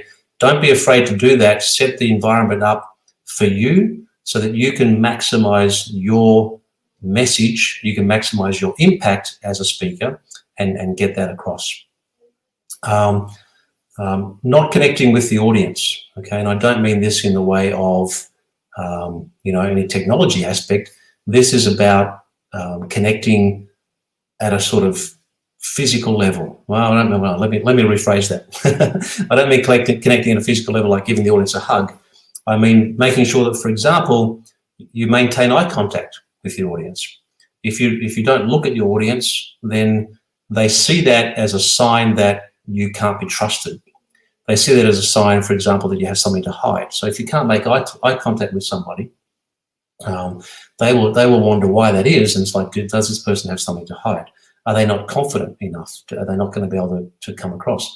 So one of the things I was taught early on is that, for example, when you have a big room like an auditorium, it's really important to spend some time talking to this part of the room, and then talk to this part of the room, and then talk to this part of the room, so people don't feel left out. If you just talk to this front row the whole time, the people up the back feel like you've forgotten about them. And it's exactly the same in a meeting. If you're sitting around a boardroom table and you have a point to make, don't just talk to one person. Don't just talk to, the CEO, for example, if that's not you. Share that around. Make eye contact with people. Connect with people on a different level. And you'll find that your message is much more effective, and you'll get much more cut through with your message, and people respond in a much more positive way. One of the most important things to remember in any presentation, whether it's a conversation or a big presentation, is that your opening and your close are really important, okay? So the way that you start a presentation is really important, because that will create first impressions. If you walk out or you start speaking and you really don't know what your first couple of sentences are going to be, and you kind of mumble a little bit and you faff around, you go, well, I thought I might start with, well, no, maybe I'll do this. I'll do something else. Okay, let's do. Okay, so already you create the impression that you're not prepared, that you haven't thought about this, that you don't have a clear, compelling opening to your presentation.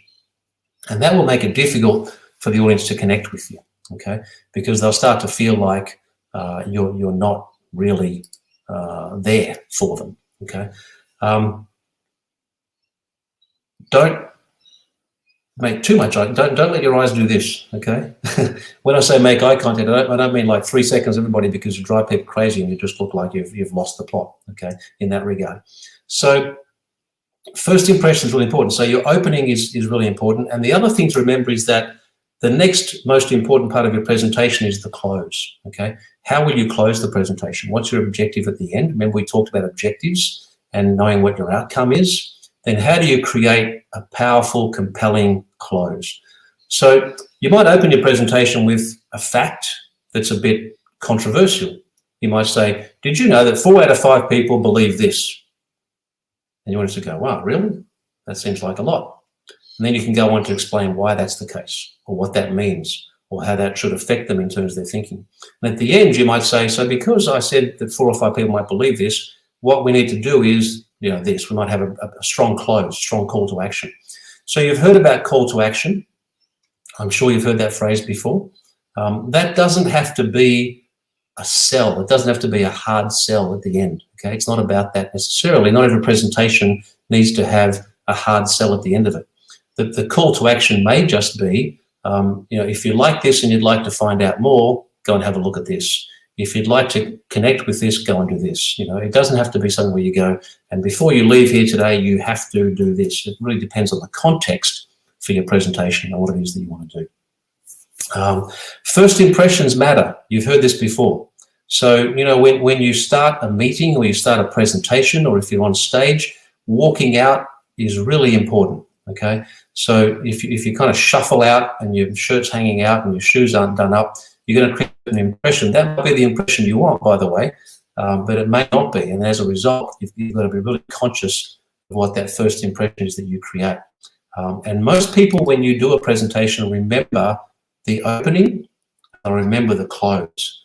Who likes movies? Does anybody here like movies? Of course you do, right? So there's a formula that's called the Hollywood formula. And what that means is that most movies follow a pattern. Okay, they'll have a very strong opening. There's something at the beginning that gets you hooked, It gets you intrigued. It's a car chase, or a guy falls off a building, or something happens that makes you go, wow, what's that all about, right?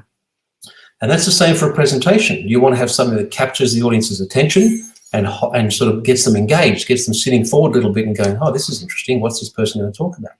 Then you want to have all the content in the middle, and that's like a movie. You have the plot development, you have the characters, you have the storylines. There's usually a few storylines happening at the same time, and all this comes together at the end in a strong close, okay, right after the car chase usually, right? So there's usually a love scene, a car chase, and then there's the close, all right? So there's a formula that movies use because the directors and the producers have understood that as humans, we're attuned to stories, okay? Our brain is attuned. It's already happy to have stories come to it, okay? As a child, we heard stories. Once upon a time, and they lived happily ever after. And we've been taught this formula of stories. You know, once upon a time, this happened, and this was the outcome. And some things happened in the middle that created that. So have a think about your arguments, have a think about your presentations, have a think about your sales meetings, have a think about your business proposals, and ask yourself, do they tell a story? Does it have a powerful opening? Does it engage the person or the audience in a way that's going to make them want to look at the rest?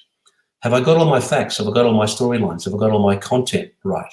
What does that tell the audience? And then what's my compelling close? What's the thing right at the end that I'm going to say to people, hey, this is what I'd now like you to do? Because the question you have to ask yourself is this: what do I want the audience to think, do, or feel at the end of my presentation? What do I want them to think? What do I want them to feel? What do I want them to do? Okay. And you might actually answer that specifically. You might say, so ladies and gentlemen, thank you very much for your attention.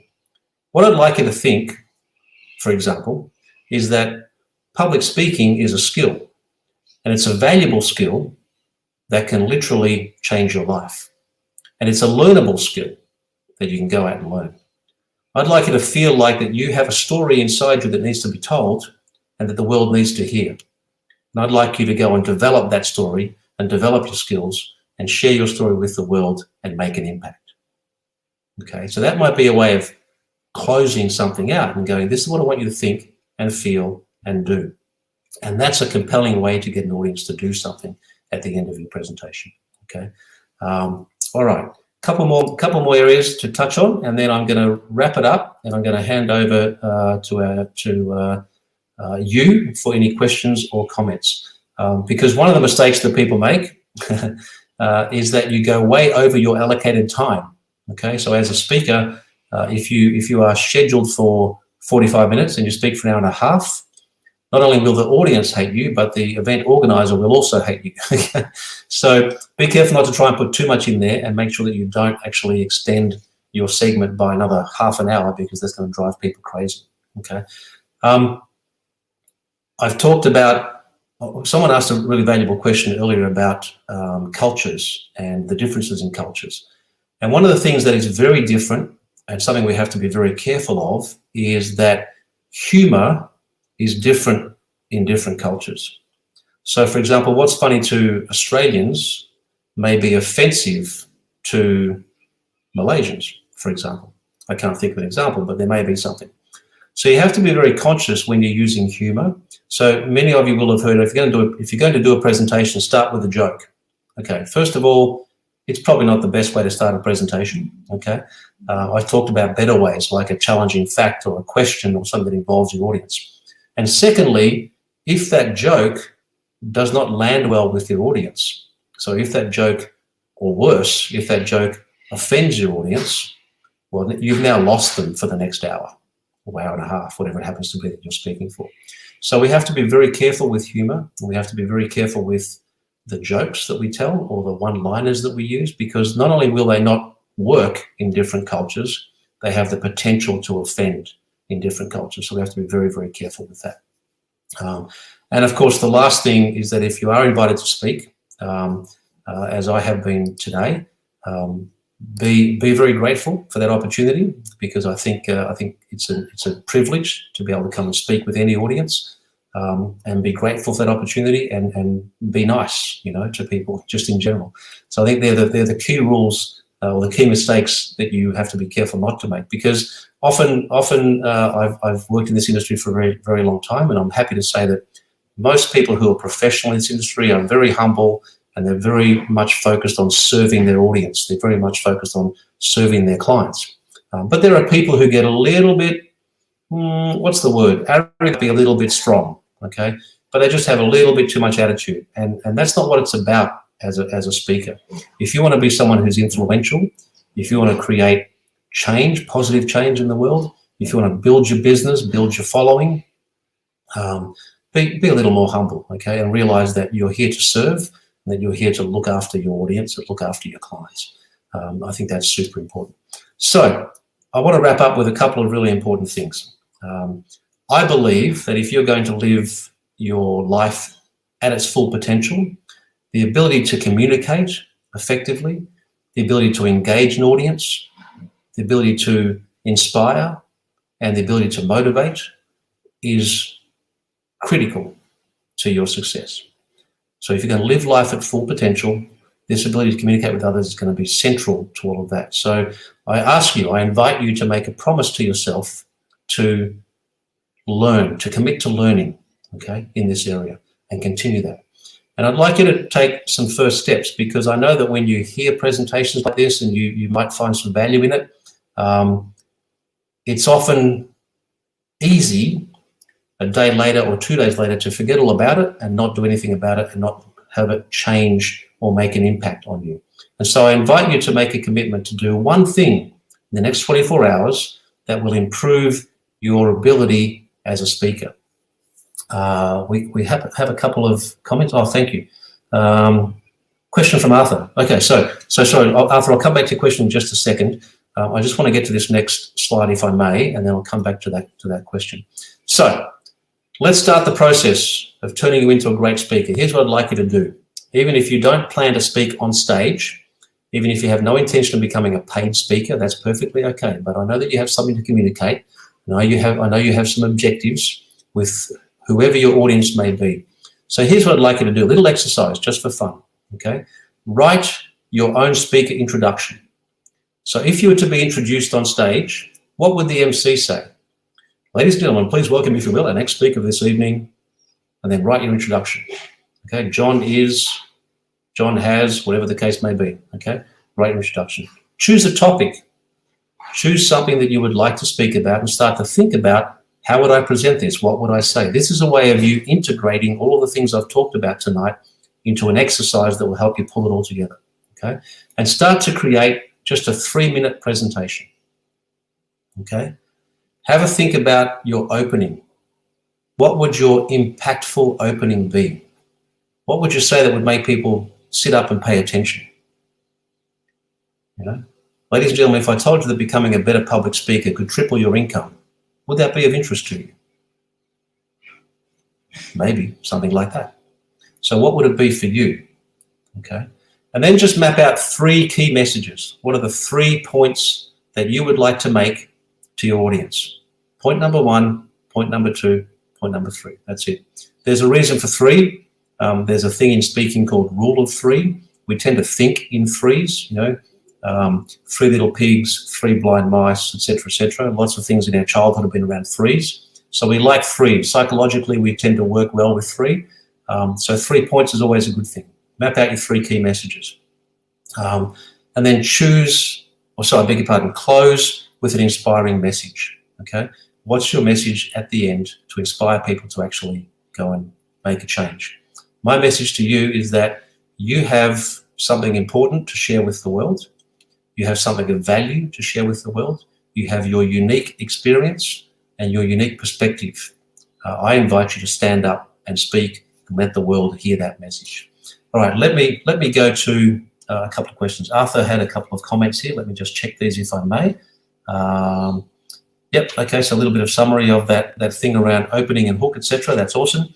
How do you handle sensitivities? Do you censor out topics related to sex, race, religion and politics in your speaking engagements, etc.? Well, yeah, look, again, you have to be sensitive to the cultural aspects, you know. There are certain situations where you can talk about sex and race and religion and politics. Generally, though, in most situations, they're not areas you want to get too engaged in, generally speaking, okay? Unless you've been specifically invited to go and talk about religion and discuss that with a particular group, or talk about sex or race or politics, then maybe don't put too much of that in, okay? Unless it's a key part of your messaging. So you have to be a little bit careful with that.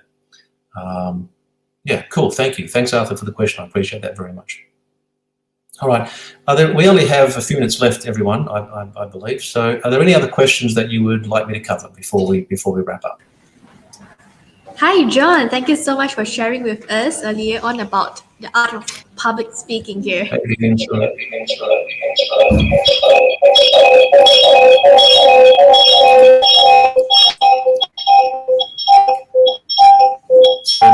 Sorry, Vivian, not sure what happened there. I'm just getting some feedback.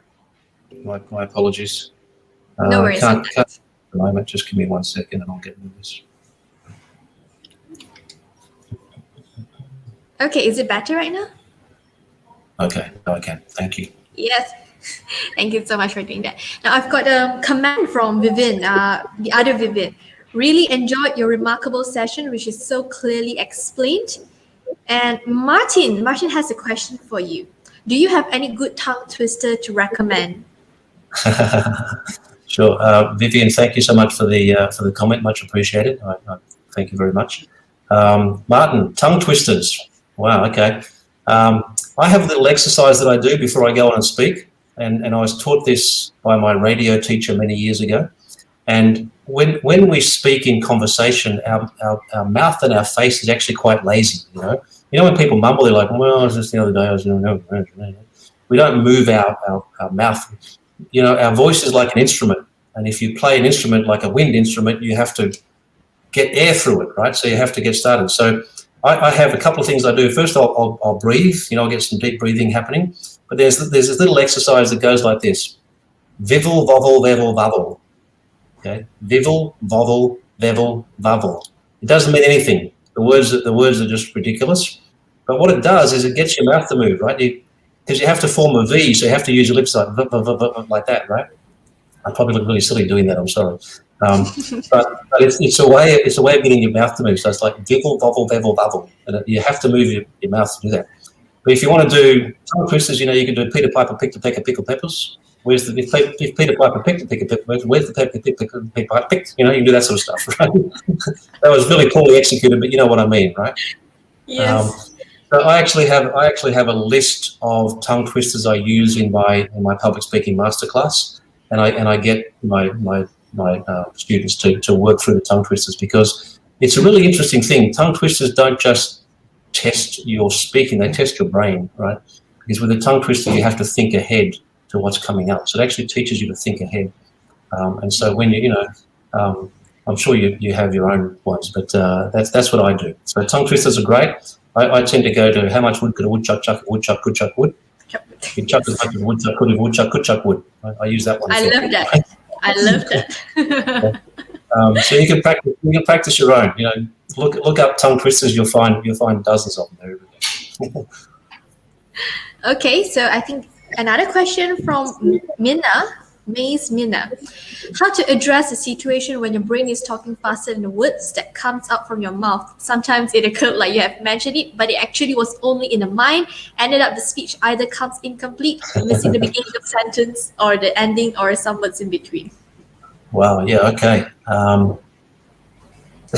Two things happen basically. So either our brain's going too fast, right, and we're sort of too far ahead of ourselves and we forget where we are. Or sometimes the other way around. Sometimes we speak before we think, and our mouth's going too fast, our brain hasn't caught up yet, right?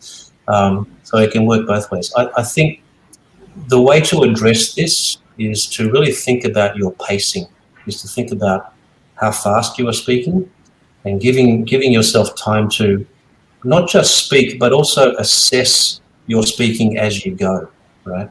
So if you speak too quickly, you just don't give yourself time to really think about what you're saying, okay?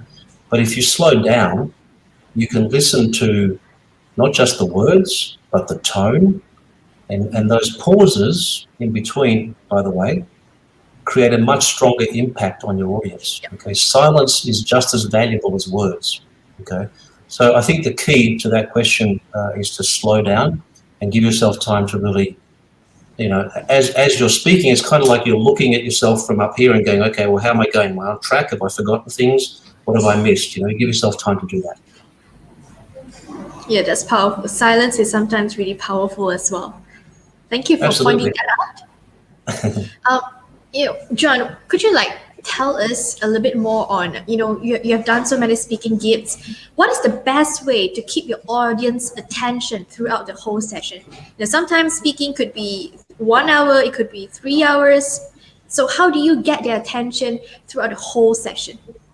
Yeah, look, it's one of the things that every speaker has to think about really, really carefully.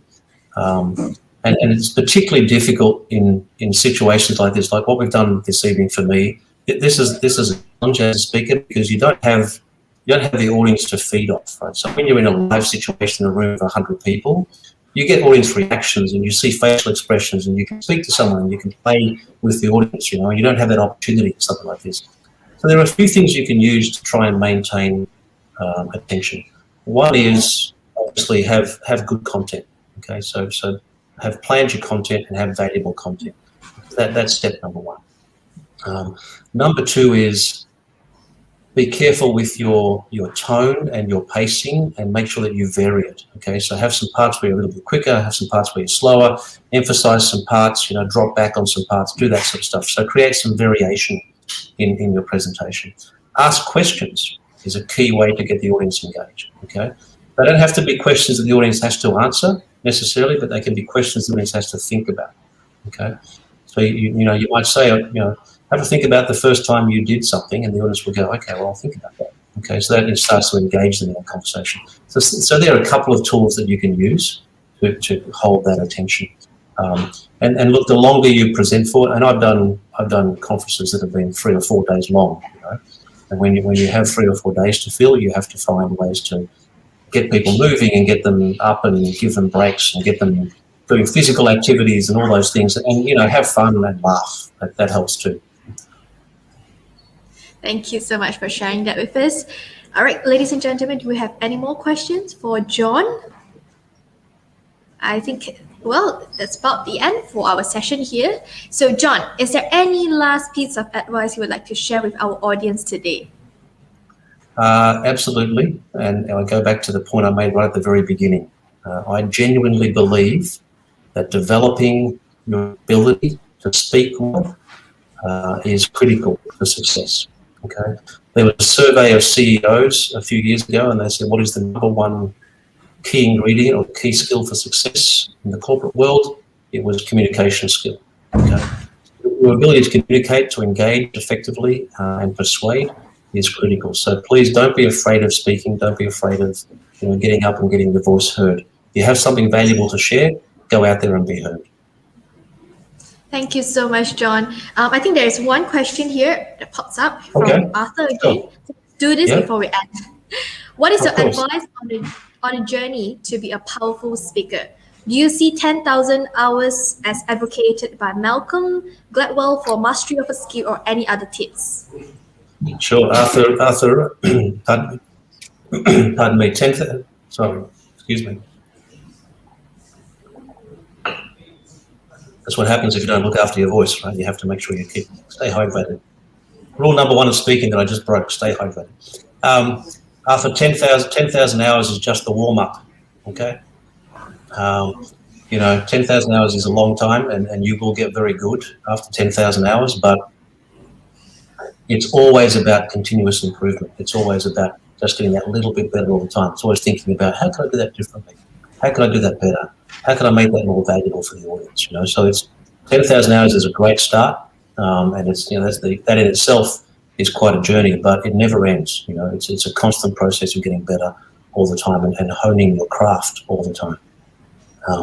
But yeah, absolutely, mastery. Mastery is an ongoing process, and it's 10,000 hours is a very good start. I agree with Malcolm on that one. Okay, thank you so much, John. And ladies and gentlemen, I hope this covers everything that you need to know from our session here with John.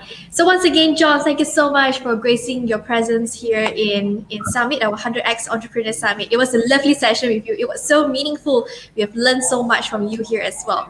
So I hope to see you again very soon. Thank you, Vivian. That's very kind of you. I appreciate that very much. And if people would like to connect with me, I would love for them to do that. I have a slide, which is not up right now, but that's okay. So you're welcome to connect with me on LinkedIn. You'll find me on there, John Natale. And I'll be very happy to help any way I can in terms of just helping people get this side of their career or their life or their journey to the next level. So thank you very much. I appreciate everyone being here. This is a wonderful event, and I hope that you'll enjoy all of the speakers still to come, just as I will. And Vivian, thank you so much for doing a great job emceeing. Thank you so much, John. All the best to you. Bye-bye. Bye. Thank you, John, and of course, thank you to all of you for commenting, keeping your questions, for being so engaging here with our speaker, John. So I hope John has managed to answer all your questions. Your artist is awesome. Thank you, John. Thank you, Kaylee, for putting John's link in, the link up there, his LinkedIn link in the comment box. Thank you so much, Kaylee. If you guys wish to connect with John, that's the link over there. And for those of you, if you love John's session, you know what? You like contents like this, please remember to join 100X community. Okay, join our 100X community.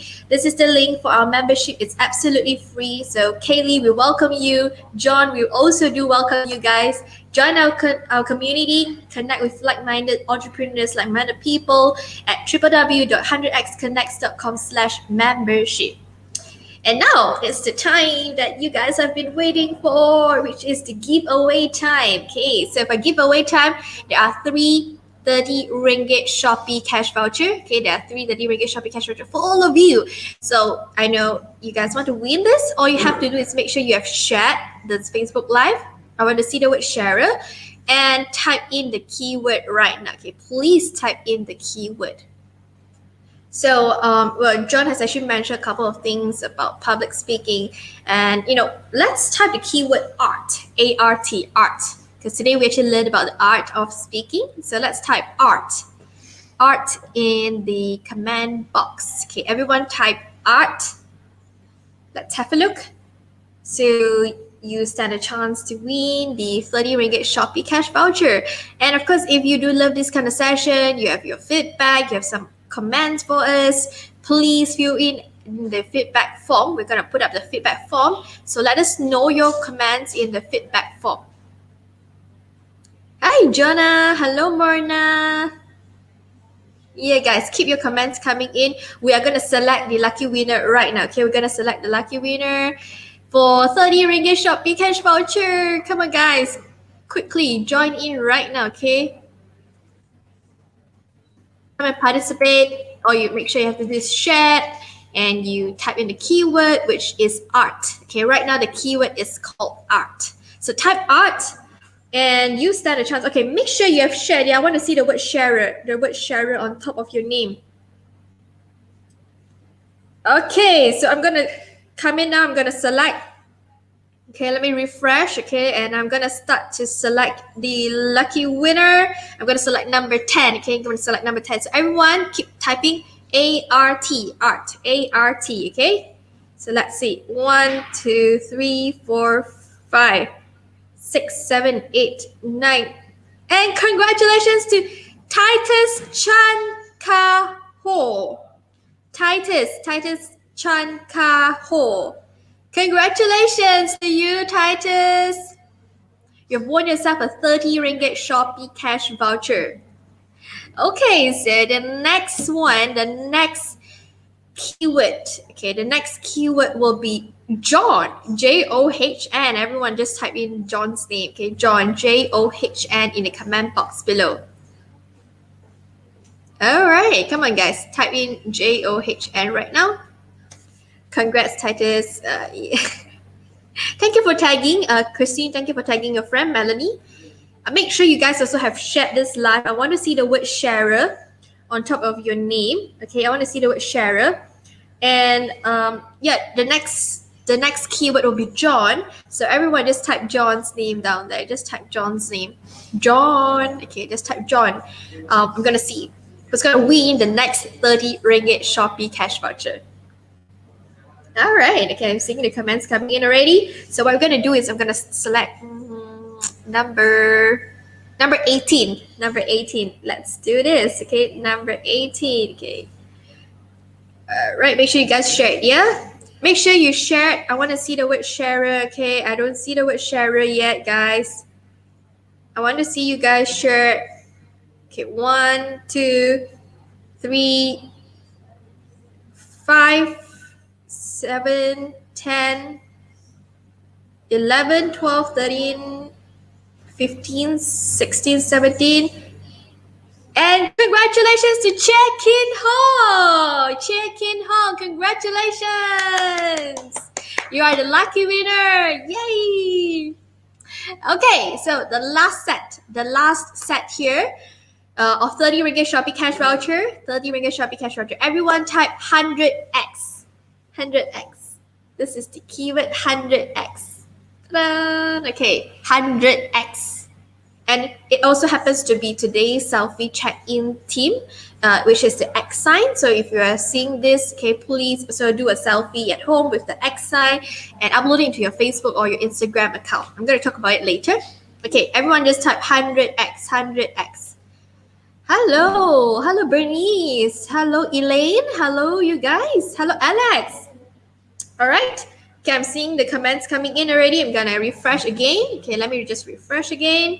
Okay, this round, because we have selected 10, we have selected 18.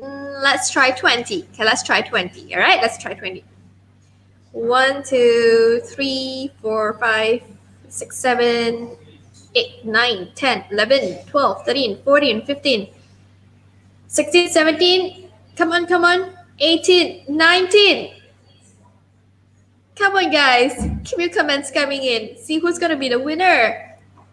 Who will win the last set 100x 30 ringgit Shopee cash voucher? Julian Liu! Congratulations, Julian Liu! Yay, you are the lucky winner! So let me repeat, we've got Titus Chen, Che Kin Ho, and Julian Liu. Julian Liu. Okay, Julian Liu. JULIANLIEW.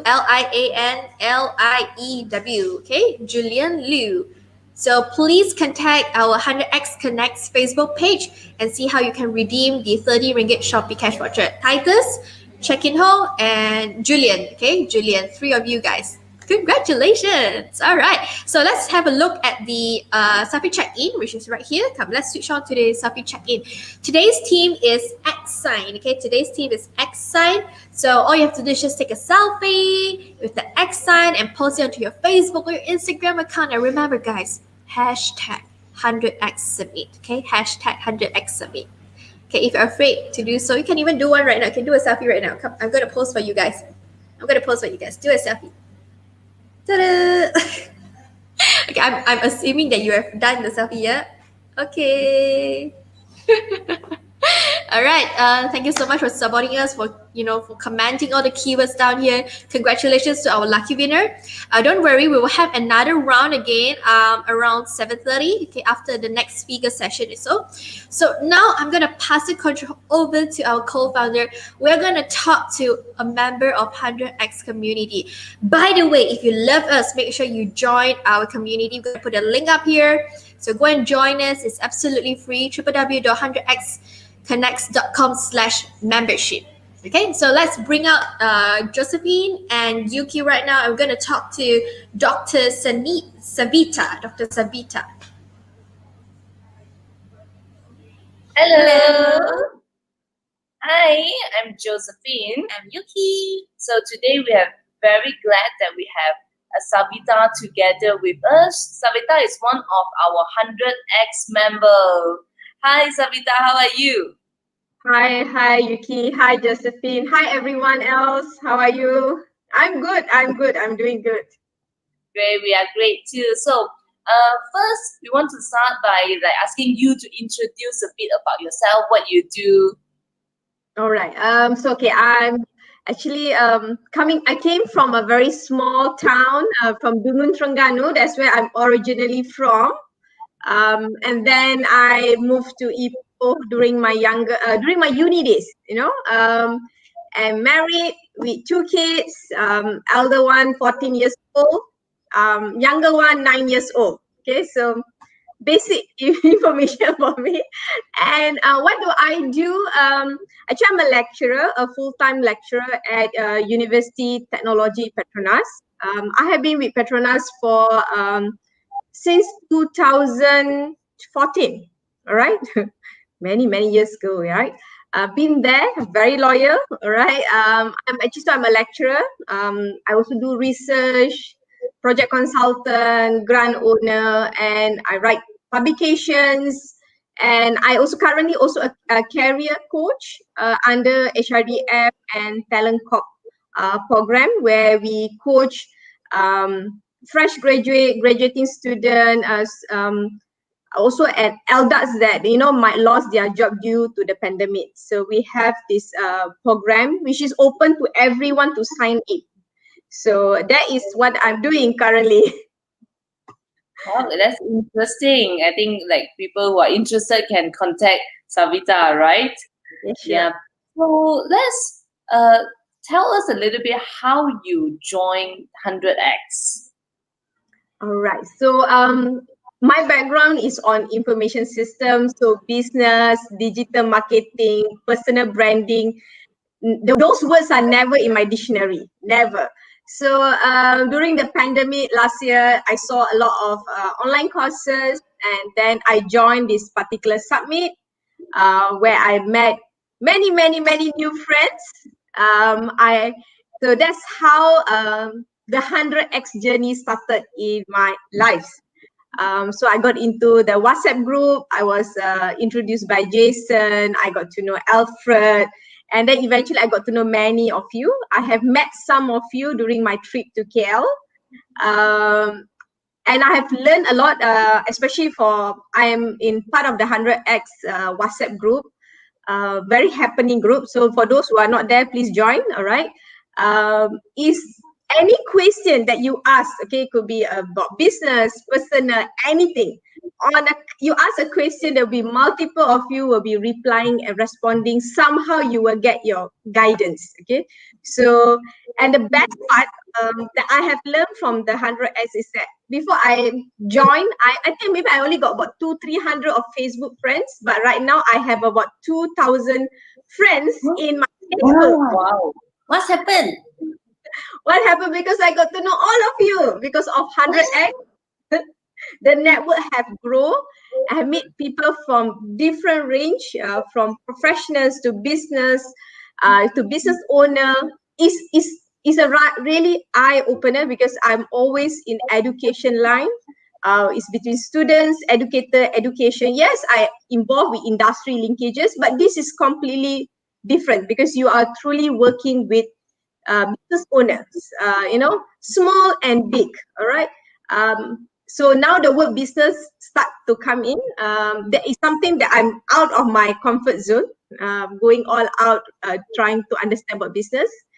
And what else I learned from 100X? Okay, so this 100X has this online show every night. Okay, every night for few hours. All right, for few hours. I attended some of it. I didn't manage to attend all of it, but I'm very impressed to see the commitment that given to the members, the founder, and the co-founder. You are there, sometimes up to 1 a.m. in the morning. Yeah. And the value that I get from the class, I learned a lot. Okay, I learned about business, digital marketing, branding, motivational, NLP, many things. I cannot list it, but it's a lot. I have a folder of it. I'm still learning some of it. I'm still digesting some of it.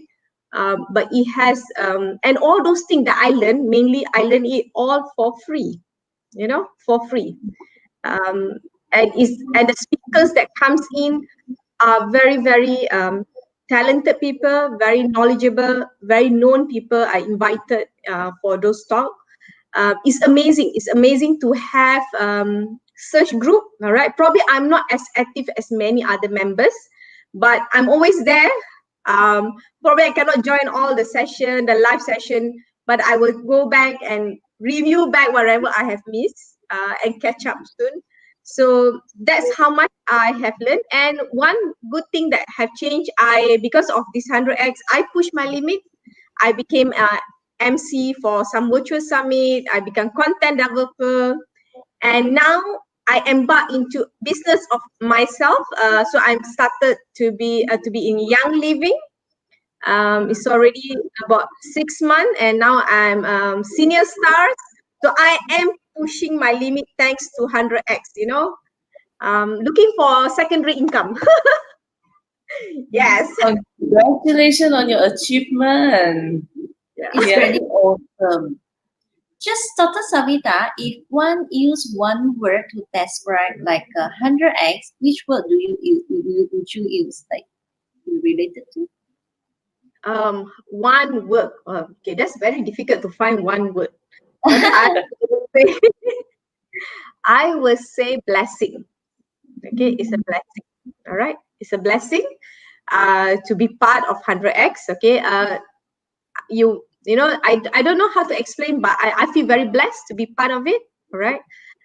So the word I'm going to use is blessing. It is truly a blessing. So for those who have not been part of 100x, please join. All right, you're going to miss all the value if you are not there. So please join the membership. All right, there's a link I think at the bottom of the screen. So you please join the membership. I can promise you, it's nothing to lose. You will gain more and more and more things. All right. So if you are not in, please join. Okay, I see a life-changing experience for myself. All right, from an educator moving out of my comfort zone, and so all of you can do it too. Wow. It's so much interesting and so blessing also to able to see our members like from zone A move to the zone B. The journey is not easy, and it always have a lot of the. I believe you will see that there's more member also having the same journey like you, Yeah. right? Yeah, So, and always your being indeed is an influence. Is an influence to others. yes. That's the best. I think it's at this time of situation with the pandemic, we need to be here for each other to support. So 100x is not only about the learning, but it's also the support that you get from each other. The way that the support comes in, I have not seen. I have been in many groups, but I have not seen this kind of support from 100x. Yeah. Thank you so much. Is there any moment that inspire you most? Any moment, okay, the question getting difficult. Any moment that I think for you it's always more harder, Yeah, you that's know. very good. Sorry. any moment. Okay. I think the moment that I came in is that when I joined the group, I realized there is different world altogether out there. All right, which I never know it exists. Okay. So that it was my, I have to say, the turning point of my life. The turning point. And I see most of the 100 grads, I mean 100x members are all very young. So not that young. I got 14 years old son, so I'm not that young already. Okay, but it's truly a life changing. It's like you turning the cup upside down. So that is like, ding. So I realized that what you think you can't do, you actually can do it. Put all your mind to it and push forward. Yeah, the journey not going to be easy. Yes, I have my struggles, but it improved. And one of the biggest changes, which today I had a talk with my friend, is that I don't exercise. All right, exercise and me is two different world. Okay, okay. And I think Josephine knows about it. Morna knows about it. Okay, so I had few chit chat with Josephine and Morna, and I have tried. Okay, but it didn't move. But eventually, because of the, how to say, the guidance and the, in the group, the peer pressure, and then you realize the benefit to it. You actually eventually, I took the first step this year, probably maybe after 6 years, after 6 months or 7 months, all right. But I think I made the step. It's a life changing for me. I jog in the morning, I jog in the evening. So today when I talk to my friend who knows me from 17 years old, so she told me, this is not the Savita that I know. The Savita I know don't exercise. How can you exercise? So this part I have to thank Josephine as well as Morna, especially Morna who forced me, wake up early, go, jog, exercise. Morna, sorry, I missed so many of your classes. But I made a change now. I changed person. That's very good. Yeah. At least you take the first step, right? I think that's how the community works. We try to push each other, support each other. That's how we grow together. Yeah. Well done. The push and the support is very genuine. Yeah, it's very, very genuine. All right. Because the whole group is not on the purpose to make money. It's not. It is really a blessing to support and guide each other, in all ways. It's not all about dollar signs and money signs here. Yeah. All right. Do you have any more questions for Dr. Savita? No. Anything like Dr. Savita you want to closing me? Yeah. Just all right, one last one. Okay, first of all, I would like to say thank you. All right. Thank you for giving me the opportunity to share my experience to everyone out there. All right. So for those who have not joined 100X, all right, please go and join. All right. You have nothing to lose. So just join and see the benefit that you can gain. All right. And then come back to us with the good testimonials. All right. Because I know there's anything that it comes by after this is all going to be good. Truly a blessing. Okay. So 100X. Yes, 100X. Don't forget to take the selfie later, okay? Yes. Thank you so much. All right, thank you, Dr. Savita. Thank you. Next, we have our part 3. Okay, you all can, after this video, you can go to part 3 and straight away they're going to start with another session of speakers coming up. Yep, right? Okay, thank you so much. Thank you so much. Bye, everyone. Bye. Bye. Hi, I'm Gauri, a medical doctor specialized in occupational medicine. I do management as well as clinical work. Before 100X, I was all over the place, unfocused, procrastinating a lot. Wanted to build pipelines but didn't know how to. And after 100X, I'm glad to say that I'm more focused, hardly procrastinate. I've had help from the 100X team, guidance, and because of that, I now know how to build pipelines, where I want to go, what I aim for, and what my goals are, and how to achieve them. Thank you, 100X. Hi, I'm Jonah, a real estate entrepreneur and property developer based in Johor. So I'm also the host of my late nights interviews podcast live show. This is where I'll be interviewing business leaders from their respective industries every Wednesday to talk about their experiences, challenges, and how they bring their business to the next level. So how 100X has been great for me is because of the support that I get from the community, and it has helped me gain clarity in terms of my thought processes through the daily sharing sessions. So every day there will be 2 guests speaking about everything from health, wealth to relationships, all for free. So if you're stuck in your business or relationships or looking for a supportive and positive community to help you through your entrepreneurship journey, I would definitely recommend you to come and join our family. Till then, see you in the group. Cheers. Hello everyone, I'm Yanwen and my profession is a website UI UX developer and designer. So before I joined the 100X community, I personally feel that I am lack of resources in my life and also lack of support from like-minded people. So don't get me wrong, I do have friends, it's just that our goals and things that we want to achieve are different.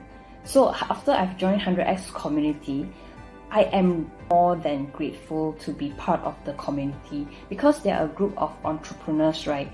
So they are all like-minded because they want to grow themselves, learn things, share experience so that they can grow in their personal development and also slowly to grow their business. So after I've joined them, I really feel that support and resources are within my reach and also just a phone away, and opportunities to try out different things through their challenges. So I'm really very blessed to be part of this community. Thank you very much.